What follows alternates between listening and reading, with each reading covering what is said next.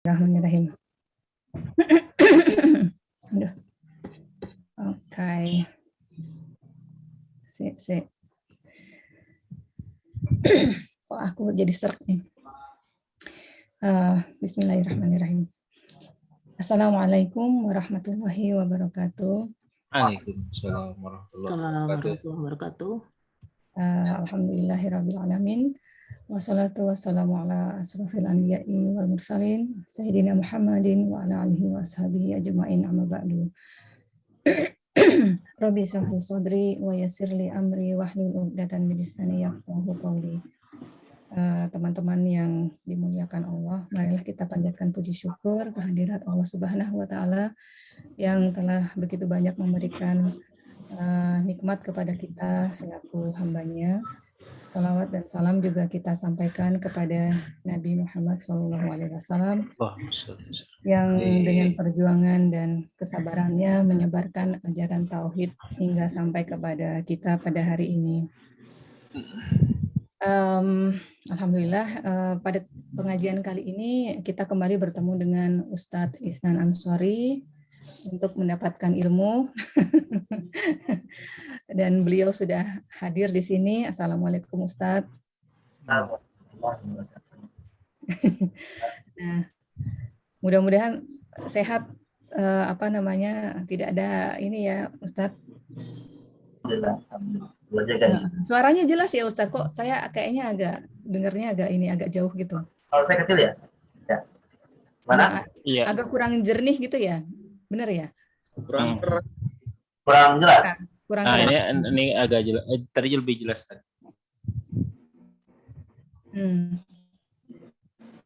Oke. Baik. Untuk mempersingkat waktu, kita akan membuka pengajian kita kali ini dengan sama-sama membaca basmalah. Bismillahirrahmanirrahim. Kemudian barangkali kalau ada teman-teman yang ada Quran, maksudnya dekatnya ada Quran, silakan membuka surat Al-Baqarah ayat 255 sampai dengan 257. Insya Allah nanti akan dibacakan ayat suci tersebut oleh teman kita Bambang Sanjaya. Ya, Ibeng udah siap belum ya? Apa? Udah siap? Oke. Oke, ya. Baik. Silahkan ya, Ibeng. A'udzubillahi minasyaitonirrajim. Bismillahirrahmanirrahim. Allahul la ilaha wal hayyul qayyum. La ta'khuzuhu sinatun wa la nawm. Lahum ma fis samawati wa ma fil ardh. Man zalaji yasfa'u indahu illa bi izni ya'lamu ma baina aydihim wa ma khalfahum wa la yuhituna bi shay'in min ilmihi illa bima syaa. Wasi'a kursiyyus samawati wal ardh wala ya'udduhu hifzuhuma wa huwal aliyyul azim. Sadaqallahul azim. Sadaqallahul azim. Terima kasih Ibeng. Demikian tadi pembacaan ayat suci Al-Quran. Semoga Allah senantiasa memberikan pahala dan berkah bagi pembaca dan yang mendengarkannya. Mungkin kita untuk selanjutnya langsung saja ya ke acara inti. Tema kali ini adalah mengenal dan memahami sifat-sifat Allah. Nanti akan dipandu oleh teman kita Iwan Abdurrahman. Saya serahkan kepada Iwan untuk memulainya. Silakan Iwan.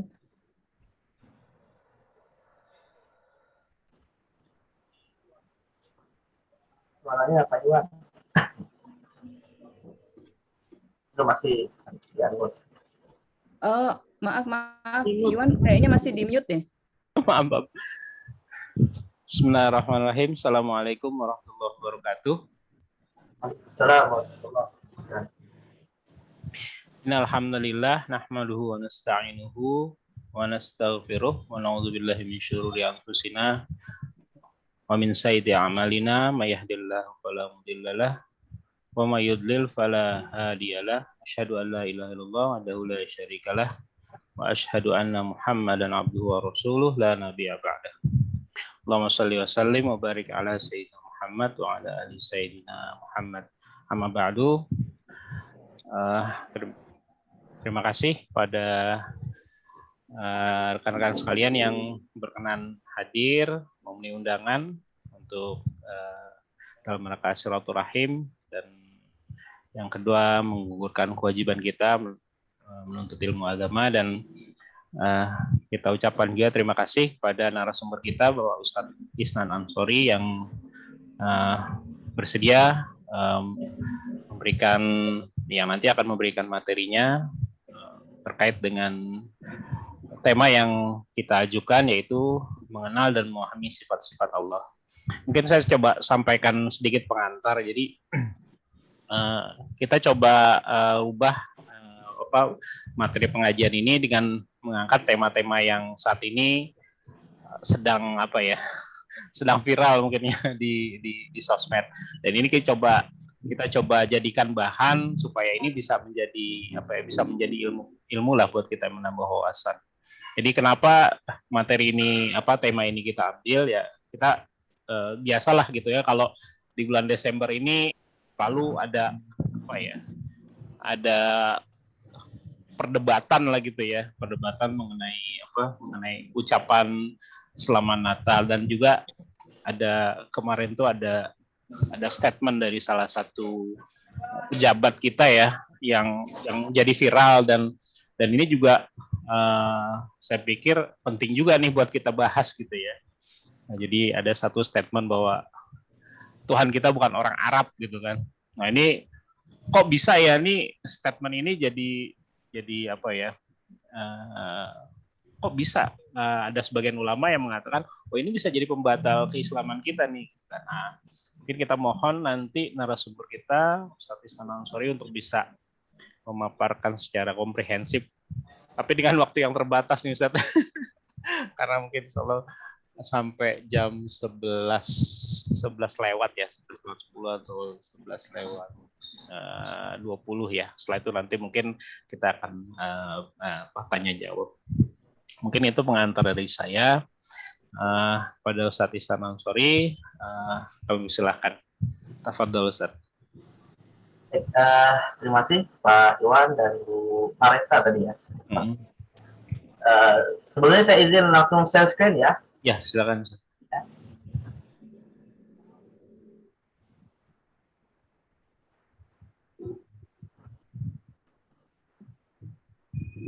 Sudah terlihat Pak Iwan? Ya, jelas Ustaz. Bismillahirrahmanirrahim. Assalamualaikum warahmatullahi wabarakatuh. Waalaikumsalam. Alhamdulillahi rabbil alamin. Alhamdulillahilladzi arsala rasulahu bil huda wa dinil haqq liyudhhirahu 'ala ad-din kullihi wa kafa billahi shahida. La ilaha illallah wahdahu la syarika lah wa asyhadu anna Muhammadan 'abduhu wa rasuluh wa safiyyuhu min khalqihi la nabiyya ba'dah.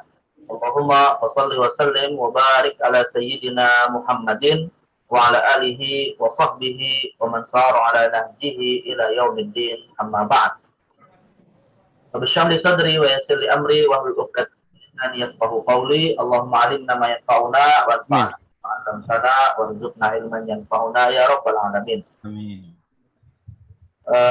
Bapak Ibu kaum muslimin yang dimuliakan Allah Subhanahu wa taala, alhamdulillah kita pada pagi hari ini bersyukur kepada Allah Azza wa Jalla kembali diberi kesempatan untuk bisa dipertemukan ini khususnya dengan para senior saya dari SMP 20 ya, Taiwan ya. SMA ya. SMA 12 Ustaz. Ya. Wah, kebanyakan ini nih, kebanyakan kajian alumni nih. Iya, alumninya banyak nih Pak Iwan, ada SMP, ada SMA. Jangan-jangan Pak Iwan punya alumni pengajar alumni TK. Dan tentunya kita berharap mudah-mudahan apa yang kita lakukan dalam kajian ilmu di pagi hari ini akan senantiasa diberkahi oleh Allah Subhanahu wa taala untuk kemudian bisa menjadi bekal kita untuk bisa menjadi sesuatu yang bisa kita banggakan nanti di hari kiamat saat bertemu dengan tumpuan kita semua Allahus Samad ya. Dan kita berharap mudah-mudahan layak untuk menjadi hamba yang mewarisi surga Allah Subhanahu wa taala. Dan juga salat beserta salam mari kita sampaikan kepada Sayyidil Mursalin Nabi Muhammad sallallahu alaihi wasallam, kepada keluarga beliau, kepada para sahabat ridwanullah alaihim yang telah mewariskan kepada kita kebenaran Islam dan tentunya jalan menuju Allah Subhanahu wa taala dengan jalan yang diridhai olehnya.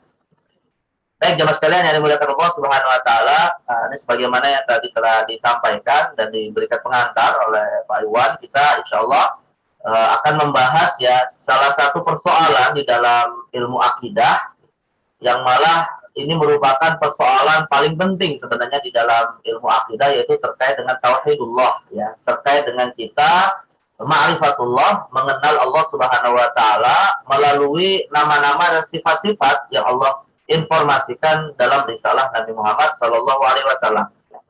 Dan tentunya dengan kita mengenal Allah ya, dengan kita mengetahui Allah Subhanahu wa taala melalui nama dan sifatnya, ini semua akan memberikan kepada kita suatu keyakinan yang benar ketika kita berbicara tentang Allah gitu ya. Kalau tadi misalnya Pak Iwan memberikan contoh, ada statement yang sebenarnya sangat gegabah ya, statement yang sangat kalau itu diucapkan dengan sepenuh hati memang bisa berpotensi kepada batalnya iman ya, ketika Allah Subhanahu wa taala digambarkan layaknya manusia dan makhluk ya. Karena di antara qat'iyatul Quran, di antara ayat-ayat Al-Qur'an yang bersifat qat'i, yang tidak ada perbedaan lah pendapat di kalangan ulama bahwa Allah itu laisa kamitslihi syai', ya Allah itu tidak sama dengan makhluk dan tidak boleh dinisbatkan kepadanya sifat-sifat makhluk. Nah, kenapa demikian jemaah sekalian? Karena yang namanya zat yang memiliki sifat makhluk itu tidak layak disembah gitu ya. Dan Allah adalah satu-satunya yang wajib kita sembah. Nah, karena itulah sesuatu yang tidak layak disembah bukan Allah gitu ya. Dan karena Allah itu tidak bersifat seperti makhluk, maka kita harus mengenal apa saja sih sifat-sifat yang memang itulah yang menjadi dasar kita betul-betul yakin Allah adalah sesuatu yang layak disembah ya. Itu sifat yang tidak sama dengan sifat makhluk Allah Subhanahu wa taala. Nah, karena itulah kita akan mempelajari ya nama-nama dan sifat Allah ini tentunya dengan pendekatan yang disampaikan oleh para ulama Ahlus Sunnah wal Jamaah ya, terkait dengan bagaimana kita memahami informasi Al-Qur'an dan Sunnah tentang nama dan sifat Allah Azza wa Jalla. Dan tadi alhamdulillah Pak Ibeng ya tadi membaca ayat kursi yang itu merupakan fondasi yang cukup membuat kita meyakini Allah itu dengan benar ya. Karena ayat kursi itu disebutkan dalam hadis sebagai ayat yang menginformasikan Ismullah Al-A'zam ya, nama Allah yang paling agung yang di samping nanti di surat Al-Imran di awal. Baik. Nah, secara sistematis ini karena waktu kita yang terbatas, tentunya kita akan membahas hal-hal inti saja terkait dengan mengenal Allah lewat nama dan sifatnya. Tapi di sini saya sedikit tambahkan ya, di samping sifat juga kita akan mengenal nama-nama Allah ya. Karena begini, dalam satu kaidah dikatakan nama itu melahirkan sifat, tapi sifat tidak melahirkan nama, gitu ya. Jadi kalau misalnya kita mengenal Allah itu kan punya nama Ar-Rahman. Nah, dari nama Ar-Rahman nanti melahirkan sifat namanya Rahmah. Ya, bahkan ada dua nama sifatnya sama, Ar-Rahman dan Ar-Rahim. Ya, sifatnya adalah Ar-Rahmah itu sendiri. Tapi sifat tidak melahirkan nama, ya. Sifat tidak melahirkan nama. Makanya setiap nama Allah adalah sifat Allah. Tapi tidak setiap sifat Allah bisa menjadi nama bagi Allah Ta'ala. Baik. Nah, mengenal Allah Subhanahu wa Ta'ala atau ma'rifah kepada Allah itu seperti yang tadi beberapa kali saya sampaikan, bisa kita melakukannya dengan mengenal nama dan sifat Allah ya. Nah, pertama, bagaimana kita mengenal Allah lewat namanya? Apa dasarnya? Dasarnya ya di antara Al-Qur'an sendiri yang menginformasikan kepada kita bahwa Allah memiliki nama-nama yang mulia ya. Walillahil asmaul husna, kata Allah dalam surah Al-A'raf ayat 180. Ya, dan hanya milik Allah lah nama-nama ya yang agung, yang itu sesuai dengan sifat-sifatnya, dalam arti nama-nama yang itu nanti sifatnya tidak bisa disamakan dengan makhluk ya. Nah, jadi Allah Subhanahu wa taala memiliki nama yang dengan nama itulah kita kemudian menyebut Allah, ya dengan itulah kita beradab kepada Allah dan tidak boleh menggunakan nama-nama yang tidak Allah kehendaki untuk dirinya. Nah, sedangkan kalau untuk sifat, maka juga Allah sebutkan di dalam misalnya surah Asy-Syura ayat 11, Allah katakan laisa kamitslihi syai'un wa huwas samiul basir, ya. Bahwa Allah pertama menetapkan tidak ada satupun yang semisal dengannya dan kemudian menginformasikan kepada kita bahwa Allah Subhanahu wa taala itu punya dua sifat, yaitu sifat Maha mendengar dan sifat Maha melihat, ya. Tapi tentunya jamaah sekalian, Maha mendengar dan Maha melihat Allah ini juga harus kita bedakan ya dengan melihat dan mendengarnya makhluk. Karena kalau makhluk itu kan dan melihat pakai alat. Kita ada telinga, ada alat untuk bisa mendengar dan seterusnya, mata dan seterusnya. Nah, kalau Allah Subhanahu wa taala tentunya mendengar dan melihatnya itu secara mutlak ya, yang tidak boleh kemudian kita bayangkan atau kita pertanyakan bagaimana Allah melihat, bagaimana Allah mendengar ya. Jadi makanya sifat-sifat Allah ini sifatnya mutlak dan tentunya manusia tidak akan bisa tidak akan bisa sampai kepada pengetahuan yang hakiki terkait dengan sifat Allah. Baik. Nah, terkait dengan nama dan sifat ini, sebelum saya masuk secara detail ya kepada persoalan sifat Allah, ada hal-hal yang perlu kita pahami dulu ya. Bagaimana sih cara kita mengetahui nama dan sifat Allah? Nah, di sini kita harus pahami dulu dari dua sisi ya, jemaah sekalian. Pertama, kita bisa mengetahui nama Allah itu semata-mata lewat wahyu. Ya, lewat wahyu yang disampaikan kepada Nabi Muhammad berupa Al-Quran dan Sunnah. Nah, itu kalau kita menyebut nama dulu nih ya. Jadi kalau kita misalnya ingin menyeru Allah di dalam doa kita, Ar-Rahman, Al-Aziz, Al-Ghaffar, ya, itu tentunya tidak boleh kita menggunakan nama-nama yang Allah sendiri tidak menyebutkannya di dalam Al-Quran dan Sunnah. Ya. Jadi maka nama itu sendiri kita mengetahuinya hanya lewat wahyu. Ya. Tetapi kalau kita ingin memahami makna dari nama dan sifat Allah, ya memahami makna dari nama dan sifat Allah, maka ini harus berdasarkan ayat-ayat Al-Quran yang sifatnya qat'i atau muhkam istilahnya ya. Artinya begini, ayat yang muhkam atau qat'i itu maksudnya adalah ayat yang tidak melahirkan istilahnya itu kemungkinan makna yang itu tidak bisa dijadikan sebagai sifat Allah gitu ya, atau tidak bisa dijadikan sebagai nama Allah. Jadi sesuatu yang pasti bahwa itu adalah nama dan sifat yang hanya bisa dinisbatkan kepada zat Allah Ta'ala ya. Jadi harus sesuatu yang qat'i. Nah, nanti akan saya jelaskan secara detail maksud qat'i itu apa, kemudian lalu menggunakan dalil akli itu bagaimana gitu ya. Intinya ini harus bedakan dulu antara makna dengan teks namanya ya. Nah, ini dari sisi caranya. Kemudian asma dan sifat Allah ya, atau masuk pada asma dan sifat Allah. Nah, ini penjelasan Imam Ibnu Asakir dalam kitab Tabyin bil Muftari ya. Beliau mengatakan bahwa cara mengetahui nama Allah ya dan mengetahui sifat-sifatnya itu haruslah berdasarkan tadi ya ayat yang muhkam, dalil akli. Itu beliau mengatakan yuthbitu nalahu subhanahu ma atsbatahu li nafsihi minas sifat wa yasifunahu bima tasifu bihi fi muhkamil ayat wa bima wasafahu bihi nabiyuhu sallallahu alaihi wasallam fi sahihir riwayat ya. Jadi kita harus menetapkan bagi Allah apa-apa yang ditetapkan oleh dirinya sendiri ya di dalam Al-Qur'an yang sifatnya muhkam ataupun di dalam sunnah Nabi yang sahih ya. Tapi sembari kita yunazihunahu an simatin naqsi wal afat ya, sembari kita pun harus mensucikan Allah dari sifat kekurangan. Karena kenapa kita harus mensucikan Allah ya jemaah sekalian dari sifat kekurangan?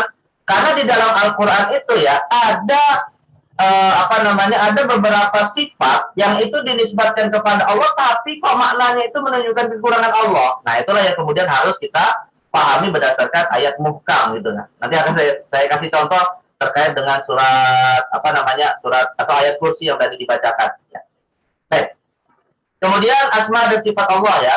Nah, kalau untuk asma dan sifat Allah, nah sekarang kita masuk kepada konsepnya sekarang.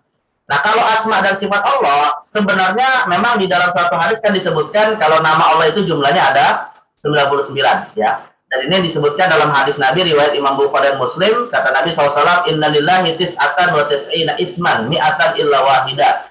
Sesungguhnya Allah itu memiliki 99 nama. Man ahsaha dakhalal jannah. Barang siapa yang dapat menghitung atau menghafalnya maka ia akan masuk surga. Nah, ini beruntunglah ini ibu-ibu pengajian yang setiap pengajian biasanya baca Asmaul Husna ya.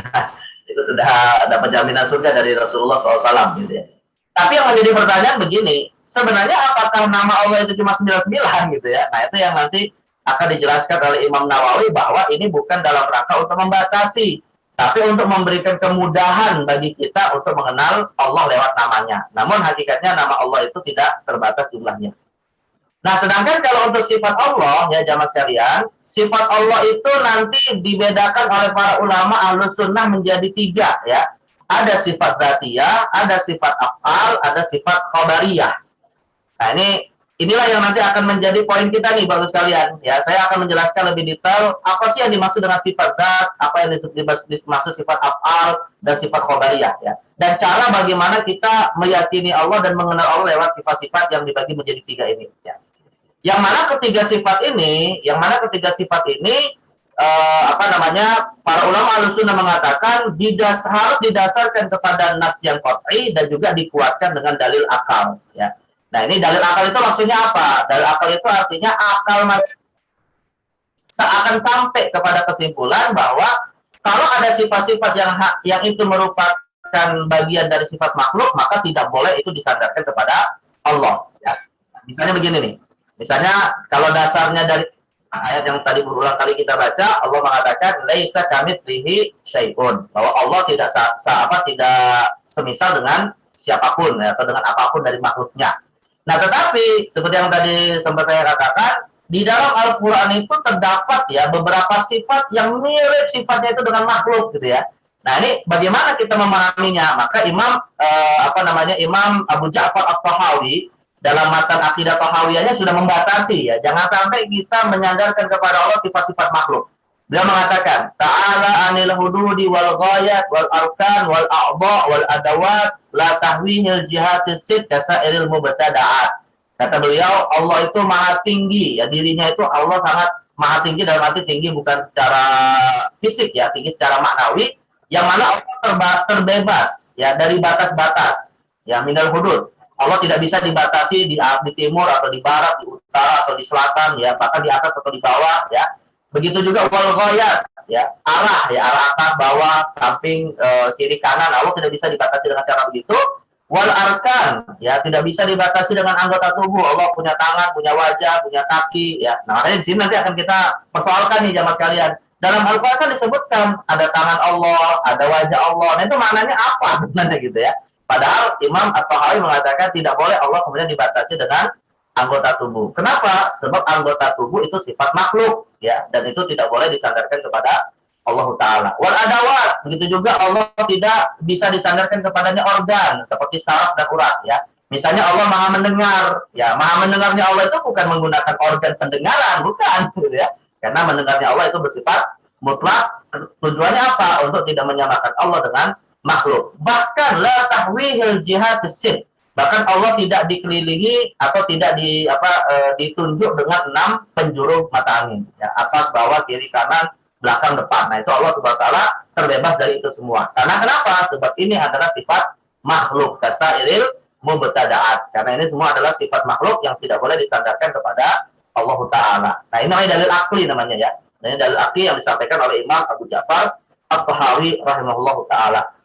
Tapi sekali lagi, nanti akan saya lebih jelaskan lagi ya, perdebatan di antara umat Islam ketika kita bicara dalam konteks beberapa penisbatan dalam Al-Quran dan Sunnah terhadap Allah atas beberapa sifat yang dimasukkan ke dalam sifat makhluk ini. Termasuk perkataan itu tadi, perkataan dari pejabat kita yang dikatakan Allah itu bukan orang Arab. Nah, itu kan artinya Allah sudah dibatasi dengan orang, itu kan artinya sosok makhluk yang punya anggota tubuh, punya organ, ya, ditunjuk dengan arah dan seterusnya. Nah, itu yang tidak boleh kemudian disandarkan kepada Allah Subhanahu wa taala. Nanti detailnya akan kita bahas berdasarkan 3 sifat ini, sifat dzatiyah, sifat af'al, dan sifat khabariyah. Nah, kemudian tadi sempat kita singgung ya jamaah sekalian, apakah nama Allah cuma 99? Dari ini pun pertanyaan yang sama, apakah sifat Allah nanti dibatasi dengan jumlah tertentu? Jawabannya sebenarnya tidak. Ya, sifat dan nama Allah itu tidak terbatas. Intinya semua bentuk sifat mulia dan nama yang mulia itu adalah sifat dan nama Allah Subhanahu wa taala.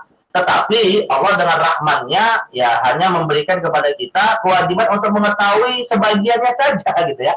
Karena akal manusia itu sebenarnya tidak sampai untuk mengetahui segala hal terkait dengan Allah. Nggak usah kita bicara zat Allah ya jamaah sekalian. Bahkan tentang roh kita saja itu Allah mengatakan yas'alunaka 'anir ruh qul ruhu min amri rabbi wa ma utitu minal ilmi illa qalila. Ya, mereka bertanya kepada Muhammad tentang roh, ya, dan akhirnya Nabi Muhammad diberikan jawaban, katakan kepada mereka, ya sesungguhnya roh itu urusan Allah, kalian tidak diberi ilmu kecuali hanya sedikit.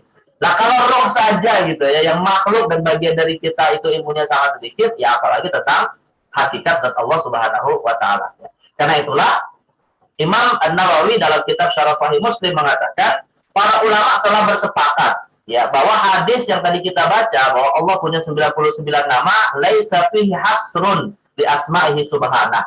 Itu bukan dalam rangka untuk membatasi nama-namanya. Ya fal murad, tapi yang dimaksudkan hadis tersebut adalah al-ikhbar an dukhulil jannati bi ihsa'iha. Ya, sebagai informasi dari Nabi bahwa orang yang bisa menghitungnya minimal 99 nama itu sudah mendapatkan jaminan surga. Ya, jadi bukan dibatasi, tapi sebagai satu jaminan surga kepada orang yang bisa mengenal nama-nama Allah minimal 99 nama.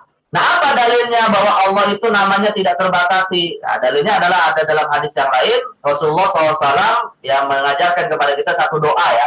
Mungkin Bapak Ibu sekalian hafal doanya, Allahumma inna nas'aluka bi kulli ismin huwa lak samaita bihi nafsak aw anzaltahu fi kitabik aw 'allamtahu ahada min khalqik ya awis ta'tarta bihi fi ilmil ghaibi indak anta ja'al al-Qur'an rabi'a qalbi wa nura sadri, ya, dan seterusnya. Itu kan ada hadis terkait dengan kita bertawassul kepada Allah dengan menyebut namanya. Nah, di dalam doa tersebut Nabi SAW mengatakan awis ta'tarta bihi fi ilmil ghaibi indak, ya, dan juga aku bertawassul dengan nama Engkau ya Allah yang hanya Engkau saja yang tahu, yang dirahasiakan dari kita, gitu ya. Artinya masih banyak nanti nama-nama Allah yang kita sendiri tidak tahu, dan ini merupakan rahasia Allah. Karena sekali lagi untuk menegaskan bahwa hakikat zat Allah manusia tidak sampai akalnya kepada Allah Subhanahu wa taala. Ya. Jadi kita ini hanya diinformasikan sebagian saja dari sifat-sifat dan nama Allah taala. Baik. Nah, kemudian sekarang kita masuk secara khusus ya kepada sifat-sifat Allah taala. Nah, sifat-sifat Allah taala. Pertama, para ulama Ahlussunnah wal Jamaah yang menetapkan nih jamaah sekalian dengan dalil akli dan kemudian dikokohkan dengan dalil dengan dalil nakli atau dalil wahyu sifat Allah, bahwa dalil akli menetapkan begini jamaah sekalian. Dalil akli menetapkan bahwa sifat itu ada 3 jenis, ya. Sesuatu yang nanti akan dikaitkan dengan Allah itu ada 3 hal. Pertama ada sifat wajib, yang kedua ada sifat jaiz atau sifat boleh, dan yang ketiga ada sifat mustahil. Nah, jadi ada wajib, boleh, dan mustahil. Ya. Apa sih yang dimaksud dengan sifat wajib? Ya, atau sebelum masuk kepada masing-masing, nah ini perkataan dari Imam Al-Laqani ya, yang menjelaskan bahwa Allah Subhanahu wa taala itu kalau kita bicara sifat bisa dikaitkan dengan tiga dalil akli ini. Hal yang wajib, yang jaiz, dan mustahil. Ya, nanti akan kita kasih contoh lewat ayat kursi ya, Al-Baqarah 255 ya, bukan 226 yang salahnya, 255 ya.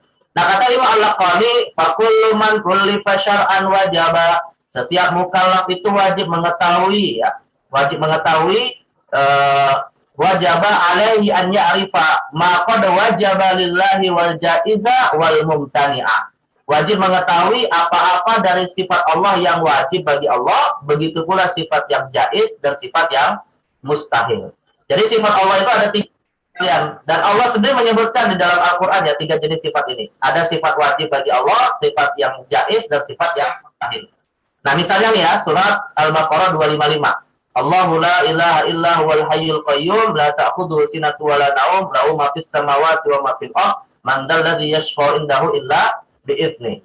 Nah, dari ayat kursi ini ya kita akan menyimpulkan ada 3 sifat yang Allah sebutkan di sini. Yang pertama adalah sifat wajib ya, bahwa yang namanya zat Allah itu memiliki sifat yang wajib ada pada zat Allah. Ya, yang tidak mungkin yang namanya Tuhan tidak bersifat seperti itu, gitu ya. Nah, sifatnya apa? Allahu la ilaha illa huwal hayyul qayyum. Nah, sampai sini.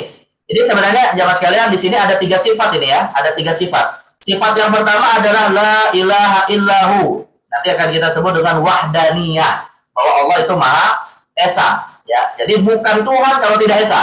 Bukan Tuhan kalau tidak esa. Yang kedua adalah Al-Hayyu, ya, Hayyun hidup. Bukan Tuhan kalau mati seperti patung dan berhala. Dan Al-Qayyum yang terus-menerus mengurus makhluknya. Bukan Tuhan yang hari Sabtunya istirahat, hari lainnya kerja, gitu ya. Itu bukan Tuhan, gitu ya. Jadi dia terus-menerus mengatur makhluknya, ya. Karena Allah SWT, ya apa namanya, sifatnya itu ya tidak boleh ada yang namanya istirahat disandarkan kepada Allah Ta'ala. Jadi tidak seperti orang Yahudi jamaah sekalian. Ya, orang Yahudi itu ya, kenapa mereka itu hari Sabtu tidak beraktivitas? Jadi di antara keyakinan mereka adalah karena Allah menciptakan alam semesta dalam 6 masa, dan masa yang ketujuh Allah capek dan istirahat. Gitu ya. Makanya mereka menyandarkan sifat capek kepada Allah. Nah, Allah tegaskan bahwa Allah tetap mengatur hambanya setelah menciptakan alam semesta. Ya.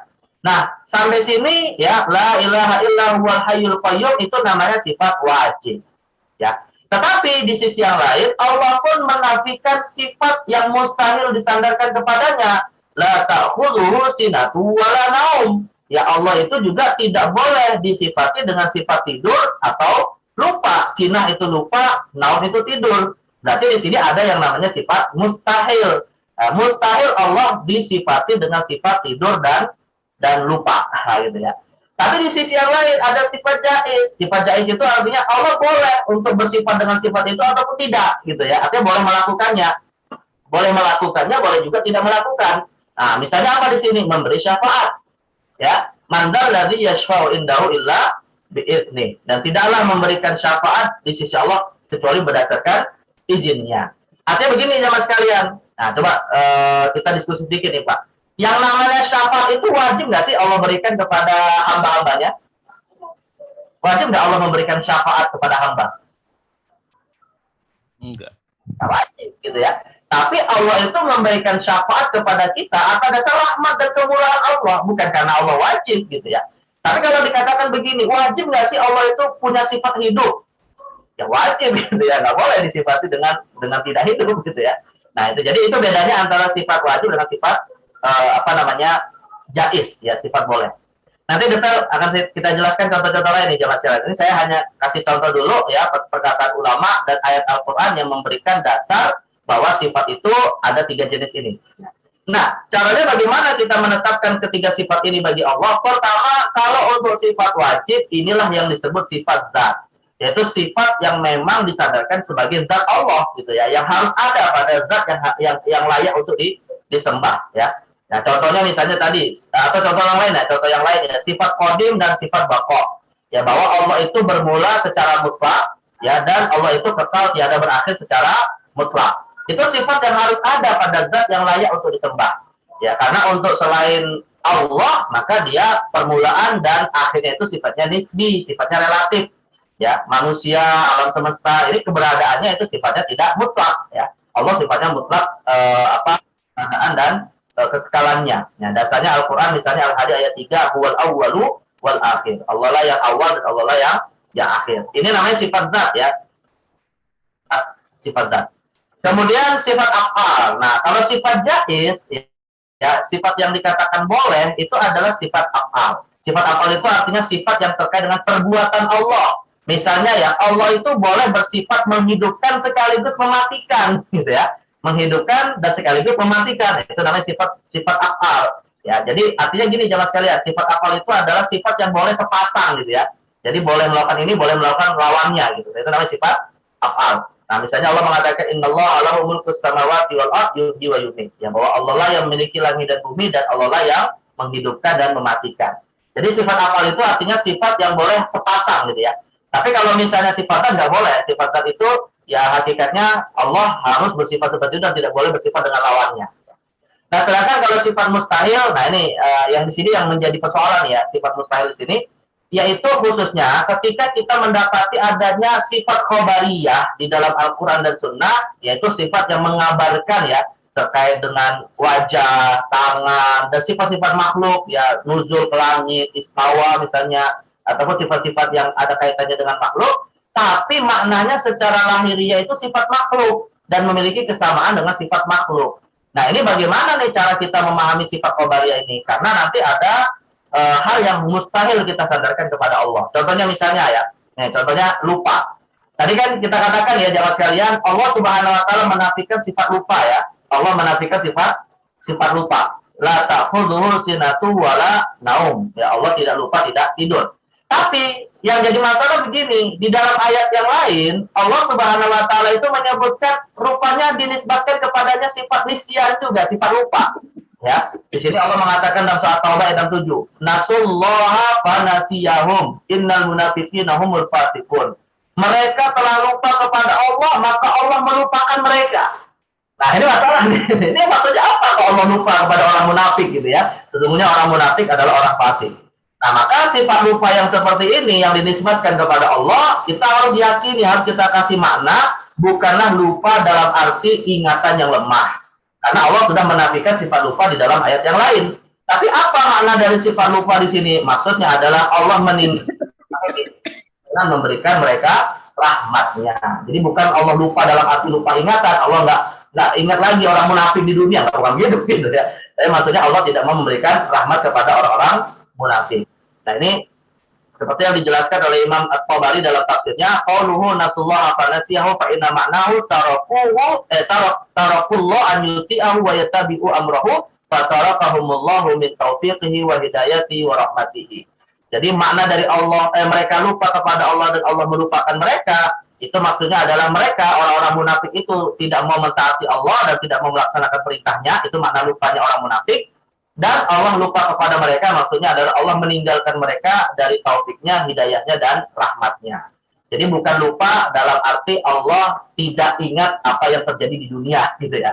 Dan itu waliyadzubillah, kita tidak boleh menyandarkan sifat lupa kepada Allah. Dan nggak boleh juga jemaah sekalian, nggak boleh juga kita katakan Allah itu punya sifat lupa, rupanya beda dengan lupanya kita. Wah, fatal lagi ini perkataan seperti ini, gitu ya. Karena yang dimaksud dengan nisyan di sini kepada Allah bukan lupa dalam arti ingatan, tapi meninggalkan rahmatnya. Ya. Atau Allah tidak memberikan rahmatnya. Baik, nah ini yang nanti sebenarnya menjadi titik perdebatan lah di antara umat Islam terkait dengan sifat khobariyah ini. Ya, yaitu sifat-sifat yang ada kemiripan dengan sifat makhluk. Nah, baik, sekarang kita akan masuk secara detail lagi terkait dengan 3 sifat tadi ya. Ada sifat dzat, ada sifat af'al atau perbuatan, ada sifat khobariyah.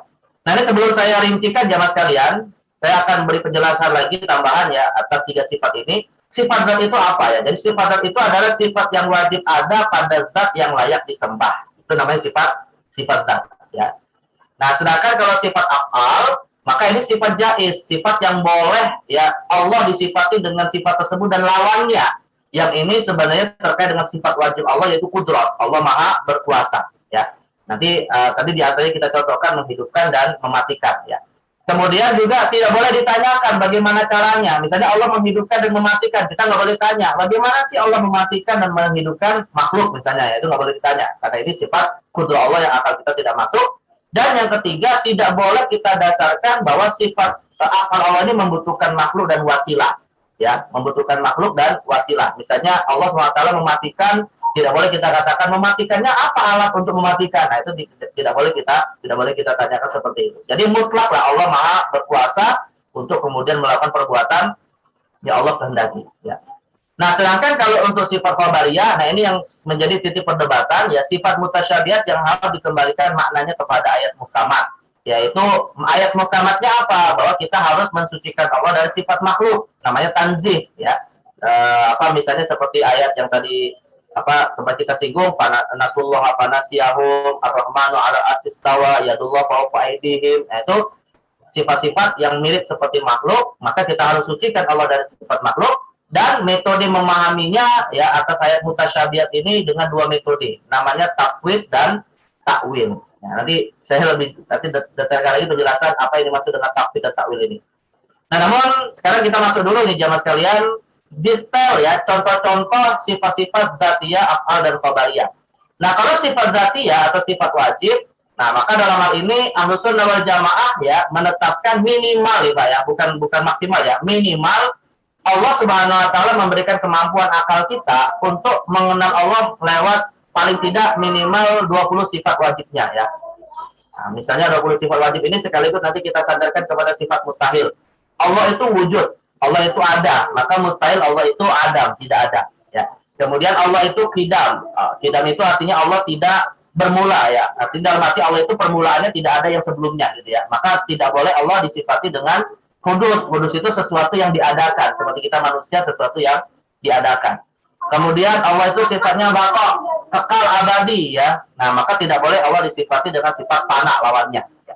Kemudian Allah itu sifatnya mukhalafah lil hawadis, tidak sama dengan makhluk ya dari setiap sisinya. Maka tidak boleh kita menyandarkan kepada Allah sifat-sifat yang mumatilah lil hawadis. Allah itu sama dengan makhluk. Kemudian Allah itu punya sifat qiyamuhu binafsihi ya. Allah tidak butuh dengan makhluknya ya. Allah tidak butuh dengan makhluk di mana Allah berdiri sendiri. Maka tidak boleh kita sifati Allah dengan qiyam bil ghair. Ya Allah kemudian membutuhkan makhluk. Kemudian wahdaniyah. Ya Allah itu Maha Esa. Maka tidak boleh Allah disifati dengan ta'addud. Ya lebih dari satu. Kemudian Allah itu punya sifat qudrah. Maka kemudian Allah disebut al-qadir. Ya. Maka tidak boleh kita sandarkan sifat ajaz. Qudrah itu artinya Maha berkuasa. Ya. Tidak ada yang membatasi kekuasaan Allah. Maka kita tidak boleh mensifati Allah dengan sifat ajaz. Yaitu kemampuan yang dibatasi. Nah, itu nggak boleh kita sifati seperti itu. Kemudian iradah, Allah Maha berkehendak, apapun yang Allah inginkan ya kun fayakun gitu ya. Iradah itu sifatnya Maha berkehendak, maka Allah disebut al-murid ya. Dan tidak boleh Allah disifati dengan ikrah, yang kemudian orang yang tidak memiliki kehendak disebut dengan mukrah ya. Kemudian Allah itu bersifat atau memiliki sifat ilmu, maka Allah dikatakan al-alim ya. Maka tidak boleh Allah disifati dengan jahil, yang itu orang yang jahil disebut dengan jahil ya. Kemudian Allah Subhanahu wa taala juga disifati dengan al-hayy ya. Al-hayy, maka Allah yang Maha Hidup pun disebut dengan al-hayy. Maka tidak boleh Allah disifati dengan lawannya al-maut, yang kemudian zat yang mati itu namanya al-mayyit. Kemudian Allah punya sifat sama ya, Maha mendengar, maka Allah disebut dengan as-sami'. Tidak boleh disifati dengan somam, orang yang tuli ya, dan orang yang tuli disebut dengan al-asom. Kemudian Allah punya sifat basar, kemudian disebut dengan al-basir, maka tidak boleh disifati dengan al-umyu ya, yang mana orangnya disebut dengan al-ahma, yaitu orang yang buta. Kemudian Allah bersifat kalam atau kemudian disebut mutakalim ya, dan Allah tidak bersifat bukam atau bisu. Nah, karena itulah jamaah sekalian, kalau kita perhatikan ya, baru sekalian, kalau kita perhatikan khotib-khotib Jumat itu Pak, seringkali ya mengatakan di khutbah keduanya walam yazal qailan alima ya. Allah itu senantiasa berbicara gitu. Dia tidak bisu dalam arti tidak bisa berbicara ya. Tapi bagaimana berbicaranya Allah ya Allah kita tidak tahu gitu ya. Karena ini sifat kesempurnaan bagi Allah Subhanahu wa taala. Jadi sifat wajib itu jemaah sekalian, intinya adalah sifat yang ini adalah sifat yang layak disandarkan kepada zat yang memang layak disembah, atau sifat yang harus disandarkan kepada zat yang layak untuk disembah ya. Dan saya tegaskan jemaah sekalian, salah satu saja dari ke-20 sifat ini diingkari seorang muslim ya, maka otomatis dia murtad gitu ya. Karena dia otomatis menyandarkan kepada Allah sifat yang tidak layak bagi dirinya. Tapi kalau sifat af'al ya jemaah sekalian, sifat af'al ini adalah sifat jaiz atau sifat boleh yang Allah Subhanahu wa taala itu boleh memiliki sifat yang menjadi lawannya. Kalau tadi kan kita katakan ya, Allah itu ada, maka tidak boleh disifati dengan tidak ada. Allah itu Maha mendengar, tidak boleh disifati dengan tuli. Itu namanya sifat zat. Tapi kalau sifat jaiz, ini kita boleh mensifati Allah dengan sifat yang menjadi lawannya, gitu ya. Allah itu mu'ti, tapi boleh juga Allah disifati mani. Allah itu mu'ti, memberi rizki, tapi juga Allah boleh disifati tidak memberi rizki, ya. Kemudian basir, qabid itu sama, dhar, nafi. Allah itu memberikan bahaya ya, memberikan kesulitan, tapi juga Allah bisa disifati dengan memberikan manfaat. Muhyi, mumit, Allah itu menghidupkan, tapi juga boleh Allah disifati dengan lawannya, yaitu mematikan. Nah, termasuk mengutus Rasul, itu bukan sifat wajib bagi Allah. Allah boleh mengutus Rasul dan boleh tidak mengutus Rasul. Ya, itu adalah hak Allah ya. Jadi kita tidak bisa mempertanyakan. Nah, jadi sifat jaiz itu artinya sifat yang boleh disifati Allah dengan lawannya. Tapi kalau sifat zat, ya maka nggak boleh kita mensifati dengan lawannya, karena lawan dari sifat zat adalah sifat mustahil. Ya. Nah, sedangkan kalau sifat qadariyah, nah ini contohnya nih, nuzul, ya turun ke langit dunia, ma'a, bersama, istawa alal arsy, istama di langit, ya, yad, tangan, ain mata, kemudian asabi jari. Nah, ini yang menjadi persoalan nih jamaah sekalian. Ya, sifat qadariyah inilah yang sebenarnya sering diperdebatkan oleh umat Islam terkait dengan cara memahaminya seperti apa, ya. Tapi kesimpulannya sih, kalau menggunakan kaidah Ahlussunnah wal Jamaah, ya mayoritas umat Islam, Maka sifat khobariyah ini tadi, cara memahaminya begini. Pertama kita menetapkan dulu nih, teks dan maknanya itu harus kita tetapkan. Ya, bahwa di dalam Al-Quran memang disebutkan istawa alal aras. Bahwa di Al-Quran disebutkan yadullah fawqa aydihim. Ya, bahwa Al-Quran menyebutkan wa yabqa wajhu rabbika misalnya dan seterusnya. Itu harus kita yakini dulu karena memang ada dalam Al-Quran. Tapi cara menafsirkannya bagaimana? Nah, cara menafsirkan maknanya ini ada dua metode. Metode yang pertama namanya tafwid, dengan cara menyerahkan ya pengetahuannya hanya kepada Allah saja. Istawa alal aras misalnya. Apa sih makna istawa alal aras? Ya, kita yakini Allah istawa alal aras. Tapi maknanya apa? Serahkan kepada Allah. Ya, itu namanya disebut dengan tafwid. Tapi jamaah sekalian, tapi kalau ada di benak kita nih Pak ya, kalau ada di benak kita istawa alal aras, oh artinya sepertinya duduk ya di atas aras. Nah, disinilah masalah gitu ya. Karena ketika kita mengartikan Allah duduk di atas aras, berarti kita menyandarkan sifat makhluk kepada Allah yang butuh kepada aras untuk duduk. Nah, ketika muncul keyakinan seperti ini, maka dibutuhkanlah metode yang namanya takwil. Ya, metode takwil ini artinya adalah metode untuk membuat seseorang yang terpengaruh paham menyamakan Allah dengan makhluk, namanya tajsim atau tasbih, itu kemudian menghilangkan keyakinan seperti itu dan kemudian menyandarkan kepada Allah sifat yang layak. Nah, ini saya bacakan ya secara utuh keyakinan Ahlussunnah tentang masalah sifat qadariyah ya, biar kita punya keyakinan yang sama seperti yang disampaikan oleh Imam Ibnu Asakir ini. Beliau mengatakan ya yuthbituna lahu subhanahu ma athbatahu li nafsihi minas sifat. Ya, Ahlussunnah menetapkan bagi Allah apa yang ditetapkan oleh dirinya sendiri dari sifat-sifat. Ya, fi muhkamil ayat yang ada dalam Al-Qur'an, wa wasafahu bihi Nabi sallallahu alaihi wasallam fi sahih riwayat, dan juga di dalam sunnah yang sahih. Wa yunazzihunahu an simatin naqsi wal afat, sembari mensucikannya dari sifat kekurangan. Ya, sampai sini ini akidah Ahlussunnah yang menjadi fondasi dulu. Fa idza wajadu man yaqulu bitajsim aw at-taqyid minal mujassimati wal musyabbiha. Dan jika ada orang-orang yang meyakini paham tajsim, memfisikan Allah, atau tasbih, menyamakan Allah dengan makhluk, ya, atau walaku man yasifu bisifatil muhdatsat, atau menyandarkan kepada Allah sifat-sifat makhluk, minal qailina bil hudud, seperti Allah disifati dengan keterbatasan, ya, keterbatasan misalnya dibatasi arahnya gitu ya, tempat Allah di atas misalnya, atau di bawah, atau di samping ya, atau misalnya wajihah ya, diarahkan arah Allah itu di mana gitu ya.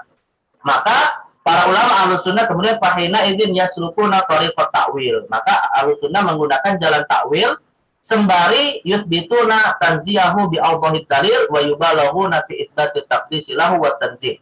Ya, sembari kemudian tetap mensucikan Allah dari sifat-sifat makhluk tersebut dengan menyampaikan dalil yang tegas. Ya, atas dasar apa? Khaufan min wuqu'i man la ya'lam fi zulmit tasbih. Atas dasar kekhawatiran jatuhnya seseorang pada kegelapan tasbih. Ya, kegelapan tasbih itu maksudnya jatuhnya seseorang kepada menggambarkan Allah layaknya seperti makhluk gitu ya. Fa idza aminu min dzalika, namun jika sudah merasa aman dari paham tasbih, yaitu menyamakan Allah dengan makhluk, ra'au annas sukut aslam. Mereka mengatakan berdiam diri dari menafsirkan ayat-ayat mutasyabihat tentang sifat Allah yang tadi sifat qadariyah itu lebih baik. Ya, artinya serahkanlah maknanya kepada Allah itu lebih baik gitu ya. Batal qawdi fit ta'wil ya. Illa indal hajati ajzam. Dan kemudian merasa lebih selamat daripada kita menceburkan diri dalam takwil lalu menyebutkan bahwa yang dimaksud dengan tangan maknanya kudroh, yang dimaksud dengan istawa maknanya istaula misalnya atau berkuasa. Nah, itu lebih aman kita serahkan maknanya kepada Allah. Tapi kalau memang takwil itu dibutuhkan, maka ya artinya menggunakan takwil. Ketika ada orang yang menyamakan Allah dengan makhluk dan dikatakan Allah punya tangan, ya tangannya ya digambarkan seperti apalah gitu ya. Nah, itulah kemudian dibutuhkan takwil untuk menafikan tangan dalam arti fisik dan dimaknai dengan makna kudroh misalnya. Saya kasih contoh nih jamaah sekalian ya. Saya kasih contoh dan ini mungkin sebagai penutup. Saya kasih contoh beberapa takwil ulama Ahlussunnah tentang sifat qadariyah. Tentang sifat qadariyah yang itu adalah sifat yang ada sedikit kemiripan dengan makhluk ya. Nah, misalnya nih, ya tangan. Misalnya disebutkan dalam hadis ada penjelasan Rasulullah tentang tangan Allah ya. Ini ada hadis menarik ini ya, perdebatan antara Nabi Musa dengan Nabi Adam dalam riwayat Imam Bukhari dan Muslim ya. Jadi ihtajja Adam wa Musa faqala lahu Musa. Jadi pernah nanti di hari kiamat ya Allah menginformasikan Nabi Adam dan Musa itu saling berdebat ya. Musa berkata, "Ya Adam anta abuna fayyaqtana wa akhrajtana minal jannah." Wahai Adam, engkau adalah bapak kami. sungguh engkaulah yang telah menelantarkan kami dan mengusir kami dari surga. Ini kata Nabi Musa kepada Nabi Adam. Qala lahu Adam, lantas kemudian Nabi Adam berkata kepada Nabi Musa, ya Musa, istafaqallahu bikalamihi wa qattalaka biyadihi. Ya wahai Musa, Allah telah memilihmu dengan kalamnya dan Allah telah memberikan catatan-catatanmu, ya catatan-catatan untukmu dengan tangannya. Nah, di sini yang jadi masalah ya, dengan tangannya. Atalumuni ala amrin qaddarahu Allah alayya qabla an yakhluqani bi arba'ina sana. Ya, apakah kamu mencelaku dengan suatu hal yang telah Allah takdirkan 40 tahun bagiku sebelum Dia menciptakanku? Jadi artinya begini jamaah kalian, Nabi Adam itu didebat oleh Nabi Musa, kenapa kok engkau kemudian makan buah lalu membuat kita masuk ke diturunkan ke dunia gitu ya. Nah, lalu kemudian Nabi Adam mengatakan, bagaimana engkau bisa mencelaku atas suatu takdir yang sudah ditetapkan Allah sebelum aku diciptakan gitu ya. Artinya memang kita ditakdirkan hidup di dunia gitu kan. Nah, maka mendengar hal ini ya Nabi Muhammad pun mengatakan fahajja Adam Musa, ya bahwa Adam akhirnya bisa mengalahkan debatnya Nabi Musa. Rasul menyebutnya 3 kali. Nah, terkait dengan makna tangan ini jemaah sekalian ya, makna tangan yang dimaksudkan dalam hadis ini bahwa Allah memberikan catatan dengan tangannya. Nah, makna tangan di sini apa? Kata Imam Nawawi menjelaskan hadis ini, yang dimaksud dengan tangan ini ada 2 mazhab. Ya, ada 2 mazhab. Jadi para ulama Ahlus Sunnah terpecah menjadi 2 mazhab. Dua-duanya Ahlus Sunnah ya, bukan antara yang salah dan benar, bukan. Ini dua-duanya Ahlus Sunnah. Mazhab yang pertama adalah al-imanu biha wa la yuta'arradu li ta'wiliha ma'anna dhahiraha ghairu murad. Kata Imam Nawawi, pendapat yang pertama adalah mengimaninya tanpa mentakwilnya serta meyakini maknanya bukan secara zahir. Bukan secara zahir itu maksudnya adalah tangan yang dimaksud bukan tangan dalam arti fisik gitu ya. Jadi maknanya kembalikan kepada Allah. Nah, sedangkan mazhab yang kedua, ta'wiluha 'alal qudrah. Mazhab yang kedua adalah mentakwilnya dengan makna qudrah, kemampuan.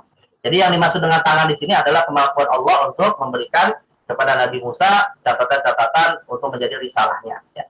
Baik, kemudian contoh lain ya. Contoh lain, kalau ini dari tangan, yamin, tangan kanan. Nah, Allah SWT disebutkan dalam hadis, disebutkan ada tangan kanannya ya. Kata Rasulullah SAW dalam hadis dari Imam Muslim, innal muqsitina indallahi ala manabir min nur. Sesungguhnya orang-orang yang berlaku adil itu berada di sisi Allah di atas mimbar, ya, yang terbuat dari cahaya. An yaminir rahman. Nah, ini yang jadi masalah. Berada di sebelah kanan ar-Rahman, Allah Azza wa Jalla. Wa kilta yadayhi yaminun. Nah, kata Nabi SAW, kedua tangan Allah adalah kanan semua. Ada Allah punya 2 tangan, dua-duanya kanan. Nah, ini luar biasa nih ya. Nanti kata Imam Nawawi, ketika Allah mengatakan kedua tangan Allah kanan semua, itu tujuannya adalah agar kita manusia tidak membayangkan tangan Allah. Karena kita nggak bisa bayangkan, Pak, gimana kok tangan itu dua-duanya kanan gitu ya. Nah, jadi di sini mana tangan kanan di sini apa ya? Nah, maka Imam Nawawi mengatakan yang dimaksud dengan tangan kanan Allah ini adalah al-halatul hasanah wal manzilatul rafi'ah. Maksudnya adalah Allah menjadikan mereka memiliki kedudukan yang tinggi. Jadi tangan kanan itu maksudnya kedudukan yang tinggi. Ya seperti kita aja mas kalian ya, kalau misalnya mengatakan ini si fulan ini tangan kanan saya.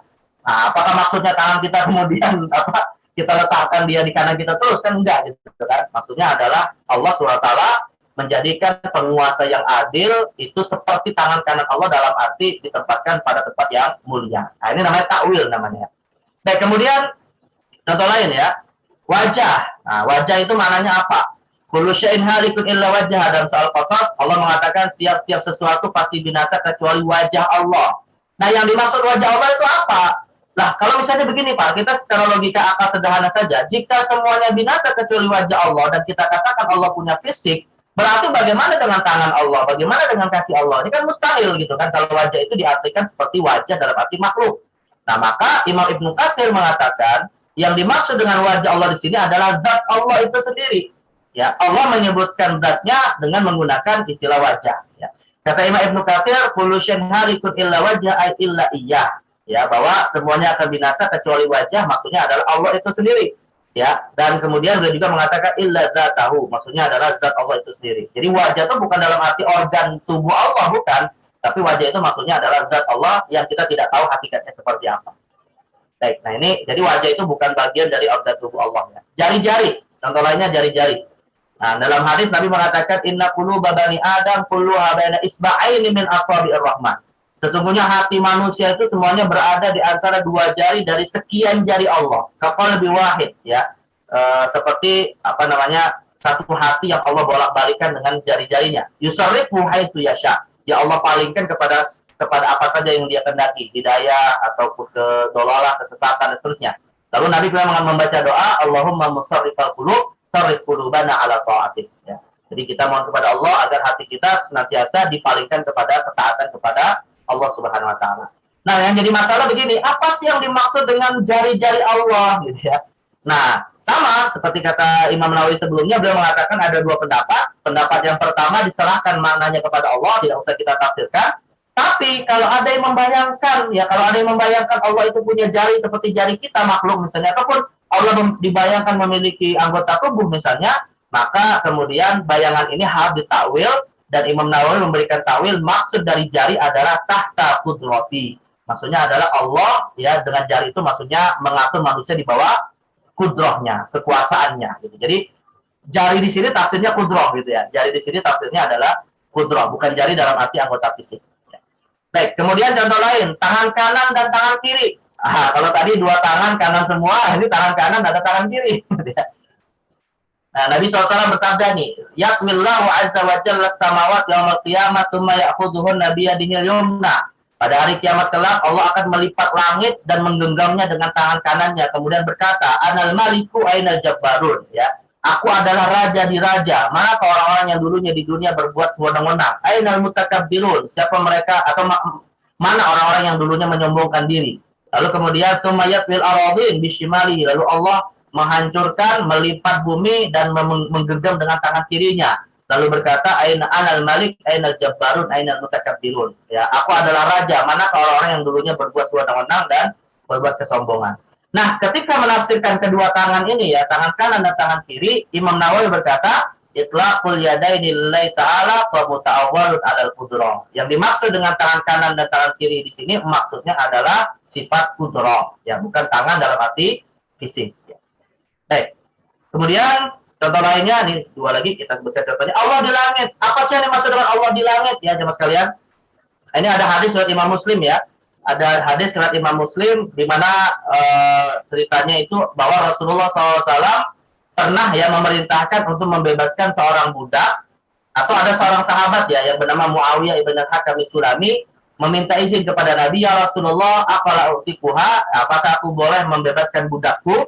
Lalu Rasulullah memerintahkan untuk memanggilnya dan kemudian ditanya, Ainallah, ya, namanya budak tersebut kemudian ditanya, di manakah Allah? Lalu dia menjawab, fis sama, ya, Allah fis sama, di langit, ya. Maka kemudian Rasul bertanya lagi kepada budak itu, man ana, siapa aku? Dan budak itu mengatakan, anta Rasulullah, engkau adalah utusan Allah. Dan dengan itu Rasul bersabda, atik hafa innaha mu'minah, yang bebaskanlah dia karena dia adalah seorang yang beriman.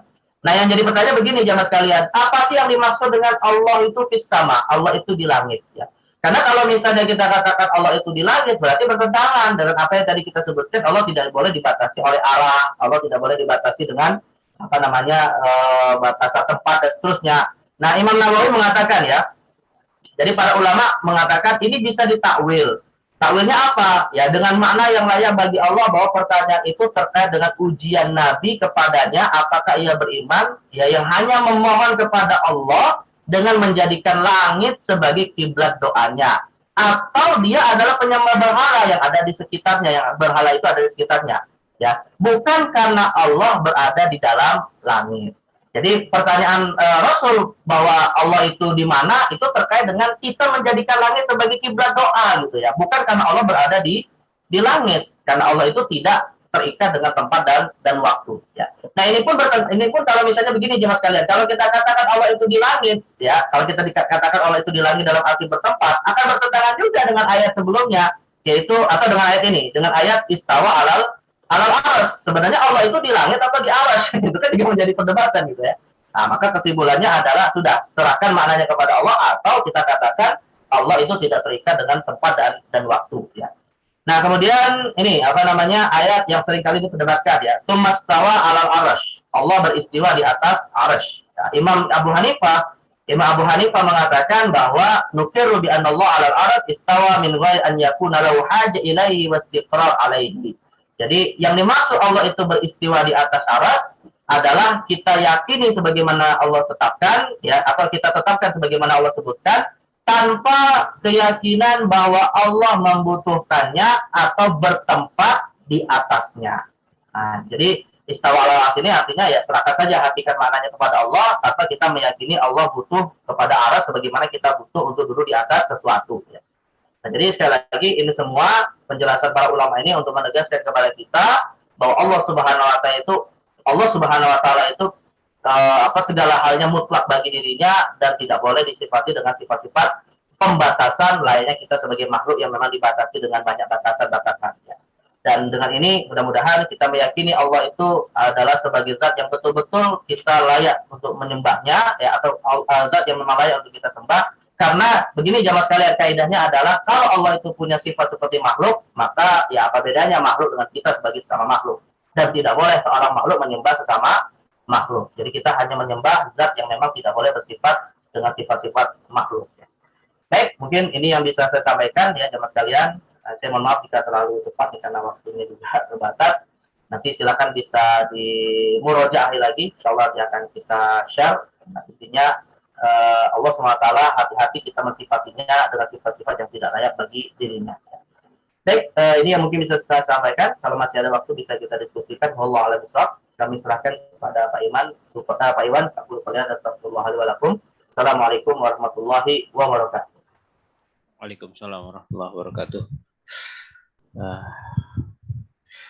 Alhamdulillah sudah sampaikan secara jelas. Nanti mungkin file presentasinya mungkin bisa di share ya Ustaz ya.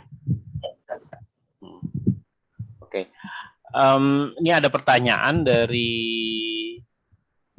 tadi mana ya, kok ada pertanyaan dari Agung ya. Iya. Ya, mau ngomong langsung? Enggak, itu saya mau nanya, itu yang disampaikan oleh Jenderal Dudung ya, kalau nggak salah. Itu yang menyatakan bahwa kita pakai bahasa Indonesia aja, dan dia bilang Tuhan kita bukan orang Arab, dan itu menyatakan seperti yang tadi sudah disampaikan, seperti sifat apa tadi, takwil ya kalau nggak salah. Itu apa yang harus kita lakukan terhadap pernyataan tersebut? Ya, langsung saya jawab, Pak Iwan? Ya, langsung jawab saya. Pertama begini, ya jelas perkataan dari jenderal tersebut adalah perkataan yang sangat salah dan fatal dalam akidah ya. Pertama ada dua, kalau saya melihatnya ada dua yang fatalnya. Fatal yang pertama adalah merendahkan, seakan-akan merendahkan doa dengan bahasa Arab. Padahal doa itu yang berbahasa Arab, apalagi kalau itu misalnya maksur dari Nabi SAW, memiliki keutamaan tersendiri ya.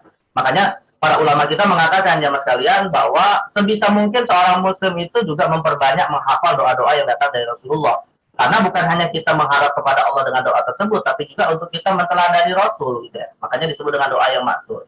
Jadi di sini kalau ada pernyataan misalnya doa itu tidak mesti pakai bahasa Arab gitu ya, itu ada kesan kayak merendahkan ya doa yang datang dari Rasulullah yang berbahasa Arab. Nah itu sangat fatal sekali. Nah yang lebih fatal dari itu tentunya adalah pernyataan berikutnya ya, ketika mengatakan bahwa ya Allah itu bukan orang Arab gitu ya. Berarti kan menyandarkan sifat bahwa Allah adalah orang gitu ya, orang yang berjenis gitu ya, berjenis. Kalau bukan orang Arab lantas orang apa? Orang Indonesia, orang Jawa, orang Sumatera, itu kan lebih fatal lagi gitu ya. Nah, padahal tidak boleh kemudian Allah disadarkan dengan hal-hal seperti ini. Nah jadi ya ini dua sisi yang saya kira cukup fatal dalam konteks akidah. Namun bagaimana kita bersikap ya jelas. Yang pertama kita harus mengingkari ya perkataan-perkataan seperti ini, dan kita tetap doakan ya, beliau kan seorang muslim yang bisa saja dengan maafnya keawaman dan kebodohannya kemudian lisannya tersilat seperti itu ngomongnya yang nggak benar gitu ya. Ya maka di sini tentunya pihak-pihak yang bisa menyampaikan kritikan harus bisa menyampaikan. Alhamdulillah ya, setahu saya dari kalangan MUI ya, kalau nggak salah dari Muhammadiyah dia Ki Haji Anwar Abbas ya, itu sudah memberikan kritikan dan memberikan semacam pelurusan lah ya untuk dipelajari kembali oleh yang bersangkutan untuk mengintrospeksi apa yang dia ucapkan. Dan mudah-mudahan dalam hal ini Pak Dudung ya sadar dan beliau mengakui kesalahannya gitu ya. Jangan merasa kemudian mencari alasan-alasan untuk membenarkan apa yang dia ucapkan. Yang jadi masalah kan kadang gini. Kadang yang jadi masalah itu begini Pak. Banyak tokoh-tokoh kita itu merasa malu untuk mengakui kesalahan, itu yang jadi masalah. Dan akhirnya ngeles mencari pembenaran-pembenaran padahal itu betul-betul sudah salah sekali gitu ya. Nah ini mudah-mudahan tidak seperti itu ya kita harapkan. Dan beliau bertaubat dari ucapannya ini. Masalah kemudian apakah ucapannya ini bisa membatalkan imannya, ya Allah alam, yaitu urusan Allah. Ya. Tetapi kalau dia meyakini sebagaimana yang dia ucapkan, hakikatnya bisa. Nah maka kita harapkan beliau kemudian banyak-banyak beristighfar dan mengulangi syahadatnya kalau memang dikhawatirkan. Toh mengulangi syahadat kan nggak salah juga gitu ya. Ini kan cuma untuk antisipasi saja. Jangan-jangan ucapannya itu memiliki konsekuensi kepada keimanannya. Ya. Nah, jadi sekali lagi ya sikap kita bagaimana? Ya kita ambil pelajaran. Mudah-mudahan kita pun tidak jatuh kepada kesalahan yang sama dan kita tetap berharap beliau kemudian sadar dengan kekeliruannya dan kemudian memperbaiki diri. Baik, ini menurut saya hal seperti ini yang perlu kita lakukan. Oke. Amin. Terima kasih. Ya. Ada lagi yang mau bertanya? Nggak ada? Saya yang nanya ya. Ya, silakan. Ya, Ustadz, seperti halnya di fikih kan ada mazhab juga, Ustadz ya. Kalau di fikih ada 4 mazhab yang sampai saat ini ya. Nah, di dalam akidah juga ini mungkin mohon dikoreksi. Jadi ada 3 mazhab ya, Ustadz ya. Ada yang Asy'ariyah, Maturidiyah, dan uluhiyah, rububiyah, asma wa sifat ya, Ustadz ya. Yang trilogi tauhid itu ya, atau mungkin bisa ini dijelaskan sedikit. Sebenarnya gini, sama seperti dalam fikih ya ada mazhab, di dalam akidah pun ada mazhab. Tapi begini dulu kita harus pahami di dalam persoalan akidah itu ada firqah dulu, yang besar dulu ya, yang besar dulu. Jadi di dalam persoalan akidah itu ada perbedaan-perbedaan pendapat di tengah umat Islam, tapi memang potensi perbedaan itu akan sampai kepada potensi saling menyesatkan. Nah, ini beda dengan fikih. Kalau fikih memang tidak bisa kita saling menyesatkan ketika berbeda gitu ya. Tapi kalau dalam masalah akidah akan berpotensi untuk bisa saling menyesatkan. Namun tetap kita harus mengakui bahwa sekalipun kita berbeda dalam beberapa masalah akidah, selama itu bukan pada pokok akidah, kita masih menyebut mereka muslim. Nah, ini satu yang pertama ya. Maka istilah untuk menyebut perbedaan pendapat dalam masalah akidah itu disebut dengan istilah firqah. Ya, disebut dengan istilah firqah. Nah, tetapi antara firqah-firqah yang ada, Rasul menginformasikan yang selamat ada satu, yaitu jamaah. Ya, nah di luar Ahlussunnah nanti ada Syiah, ada Khawarij, ada Mujassimah, ada Jahmiyah, ada Mu'tazilah ya. Tapi Syiah, Mu'tazilah, Khawarij dan lain-lain yang menyimpang akidahnya itu kita tetap sebut muslim. Ya, kita tetap sebut muslim gitu, tapi Muslim yang beberapa masalah akidahnya menyimpang dan nanti di hari kiamat termasuk dikategorikan orang fasik. Ya, orang fasik itu kan artinya tidak kekal di neraka. Masih akan ada kemungkinan masuk surga dengan tauhid yang mereka yakini dalam hati. Ya.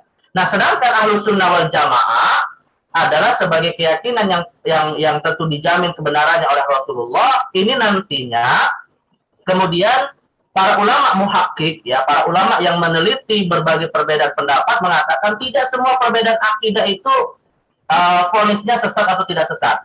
Ada juga perbedaan akidah yang ini sebenarnya hanya dalam pendekatan saja, ya, pendekatan yang disesuaikan dengan lawan debatnya gitu ya.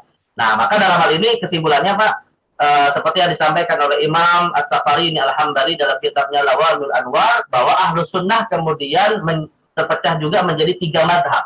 Jadi di dalam Ahlus Sunnah itu ada 3 mazhab ya. Mazhab yang pertama adalah Al-Asy'ariyah wa imamuhum Abul Hasan Al-Asy'ari. Asy'ariyah imamnya Abul Hasan Asy'ari. Nah, ini banyak dianut oleh mayoritas umat Islam ini di setiap negara ya. Kemudian yang kedua adalah Al-Maturidiyah wa imamuhum Abu Mansur Al-Maturidi ya. Nah, yang ketiga adalah Al-Athariyah wa imamuhum Ahmad ibn Muhammad ibn Hambal. Ya, jadi yang ketiga Athariyah, imamnya adalah Imam Ahmad bin Hambal. Semuanya bersepakat pada aspek, kalau kita bicara dalam konteks iman kepada Allah, semuanya bersepakat bahwa Allah tidak boleh disandarkan kepadanya sifat-sifat yang tidak layak baginya, ya. Tetapi pendekatan yang mereka gunakan berbeda karena memang saat itu di zaman yang mereka juga berbeda. Artinya begini, Pak. Kalau Imam Ahmad bin Hambal itu hidup di masa-masa yang menjadi lawan debatnya itu adalah kalangan Mu'tazilah yang menafikan sifat Allah. Maka Imam Ahmad cukup kental untuk menetapkan sifat Allah sekalipun itu nanti sifatnya ada kemiripan dengan makhluk.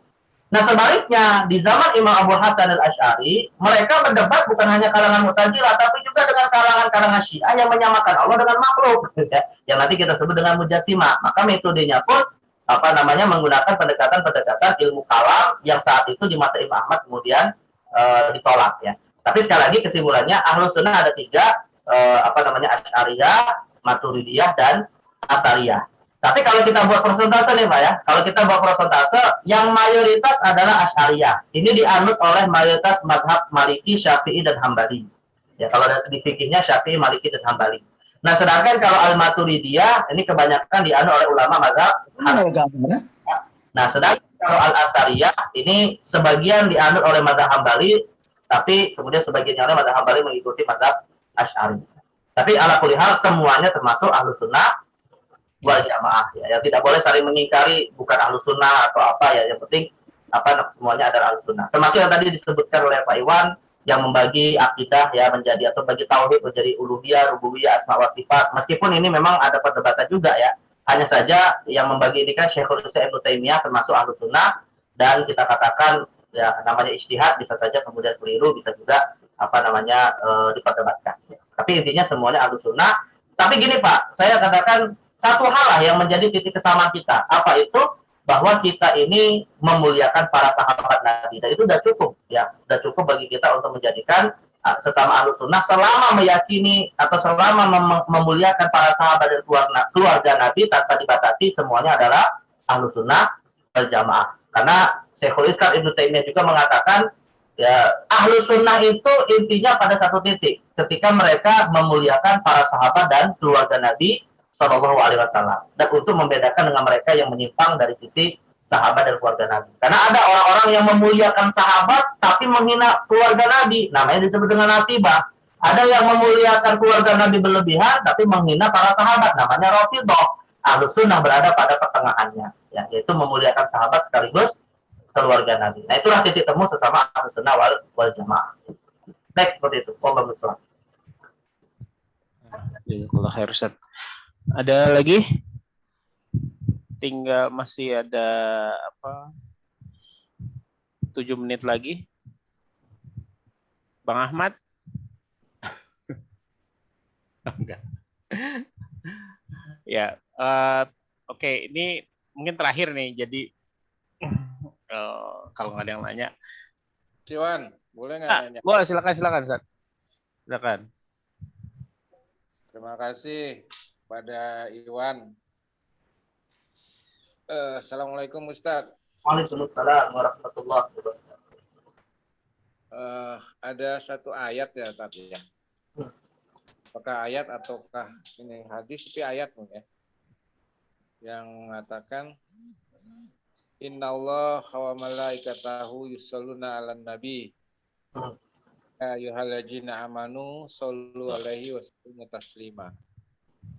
Itu kan artinya Allah beserta malaikat bersalawat kepada Nabi.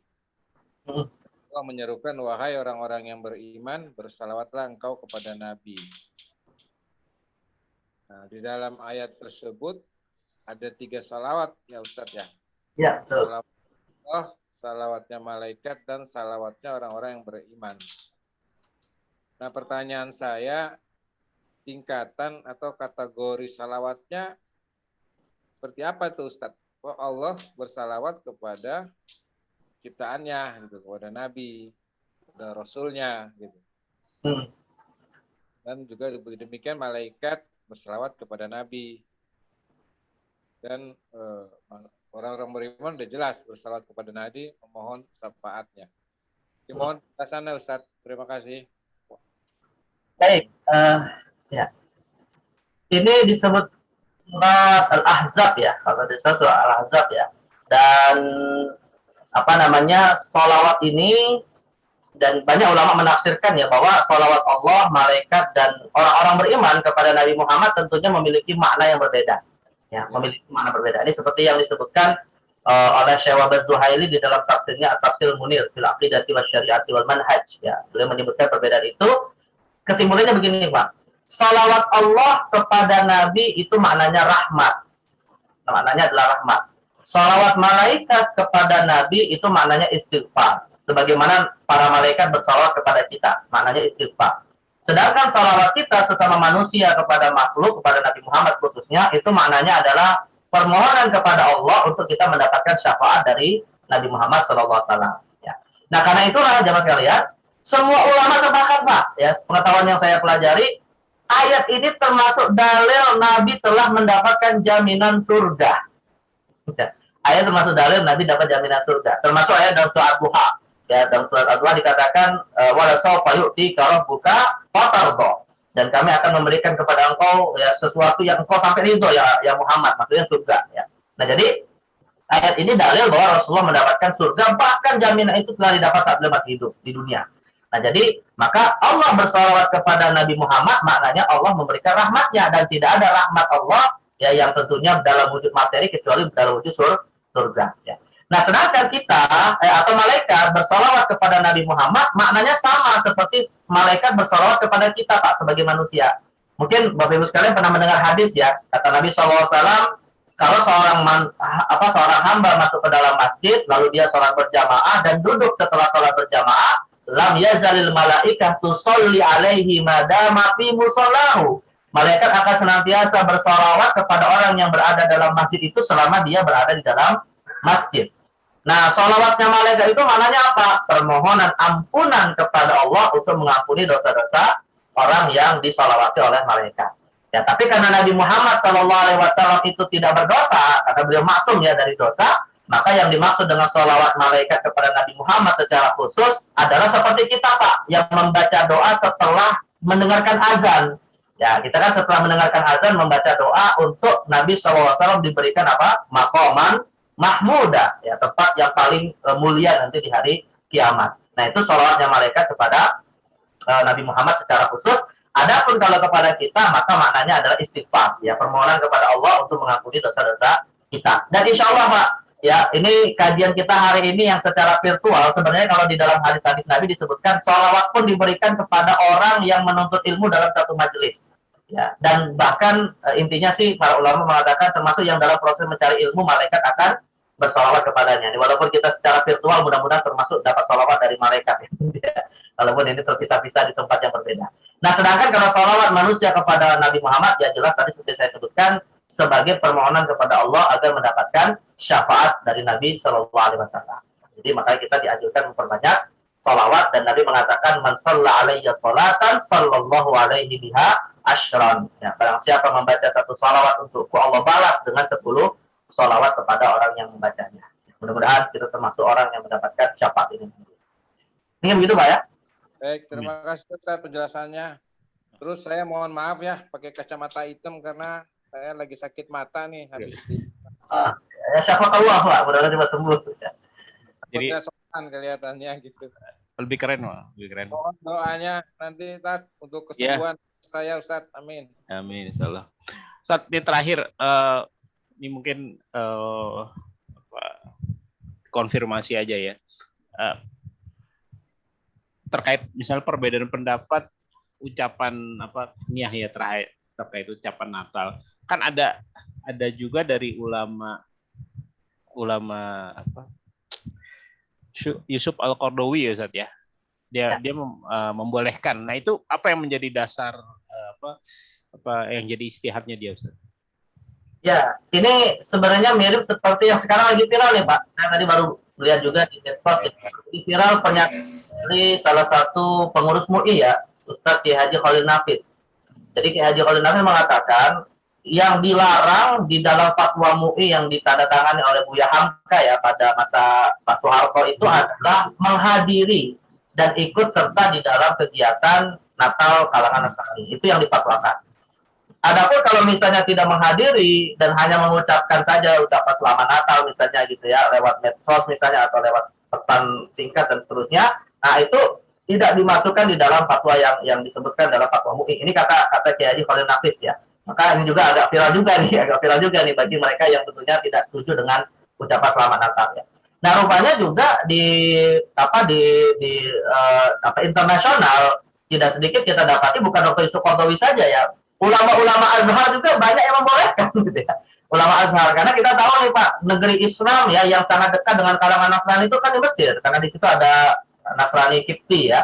Ada kalangan Nasrani Kipti yang masih punya ajaran ortodoksi yang tidak terikat dengan apa yang ada di Roma ya. Nah, jadi mereka juga sudah punya hubungan baik ya, makanya kemudian menganggap ucapan selamat Natal itu yang memang dulunya pernah dikritik juga oleh para ulama, banyak yang mengkritik ya para ulama fatwa-fatwa di Mesir menganggap bahwa ucapan selamat Natal itu konteksnya hanya sebagai tradisi saja, bukan dalam konteks kita mengakui keyakinan dan ibadah yang mereka lakukan.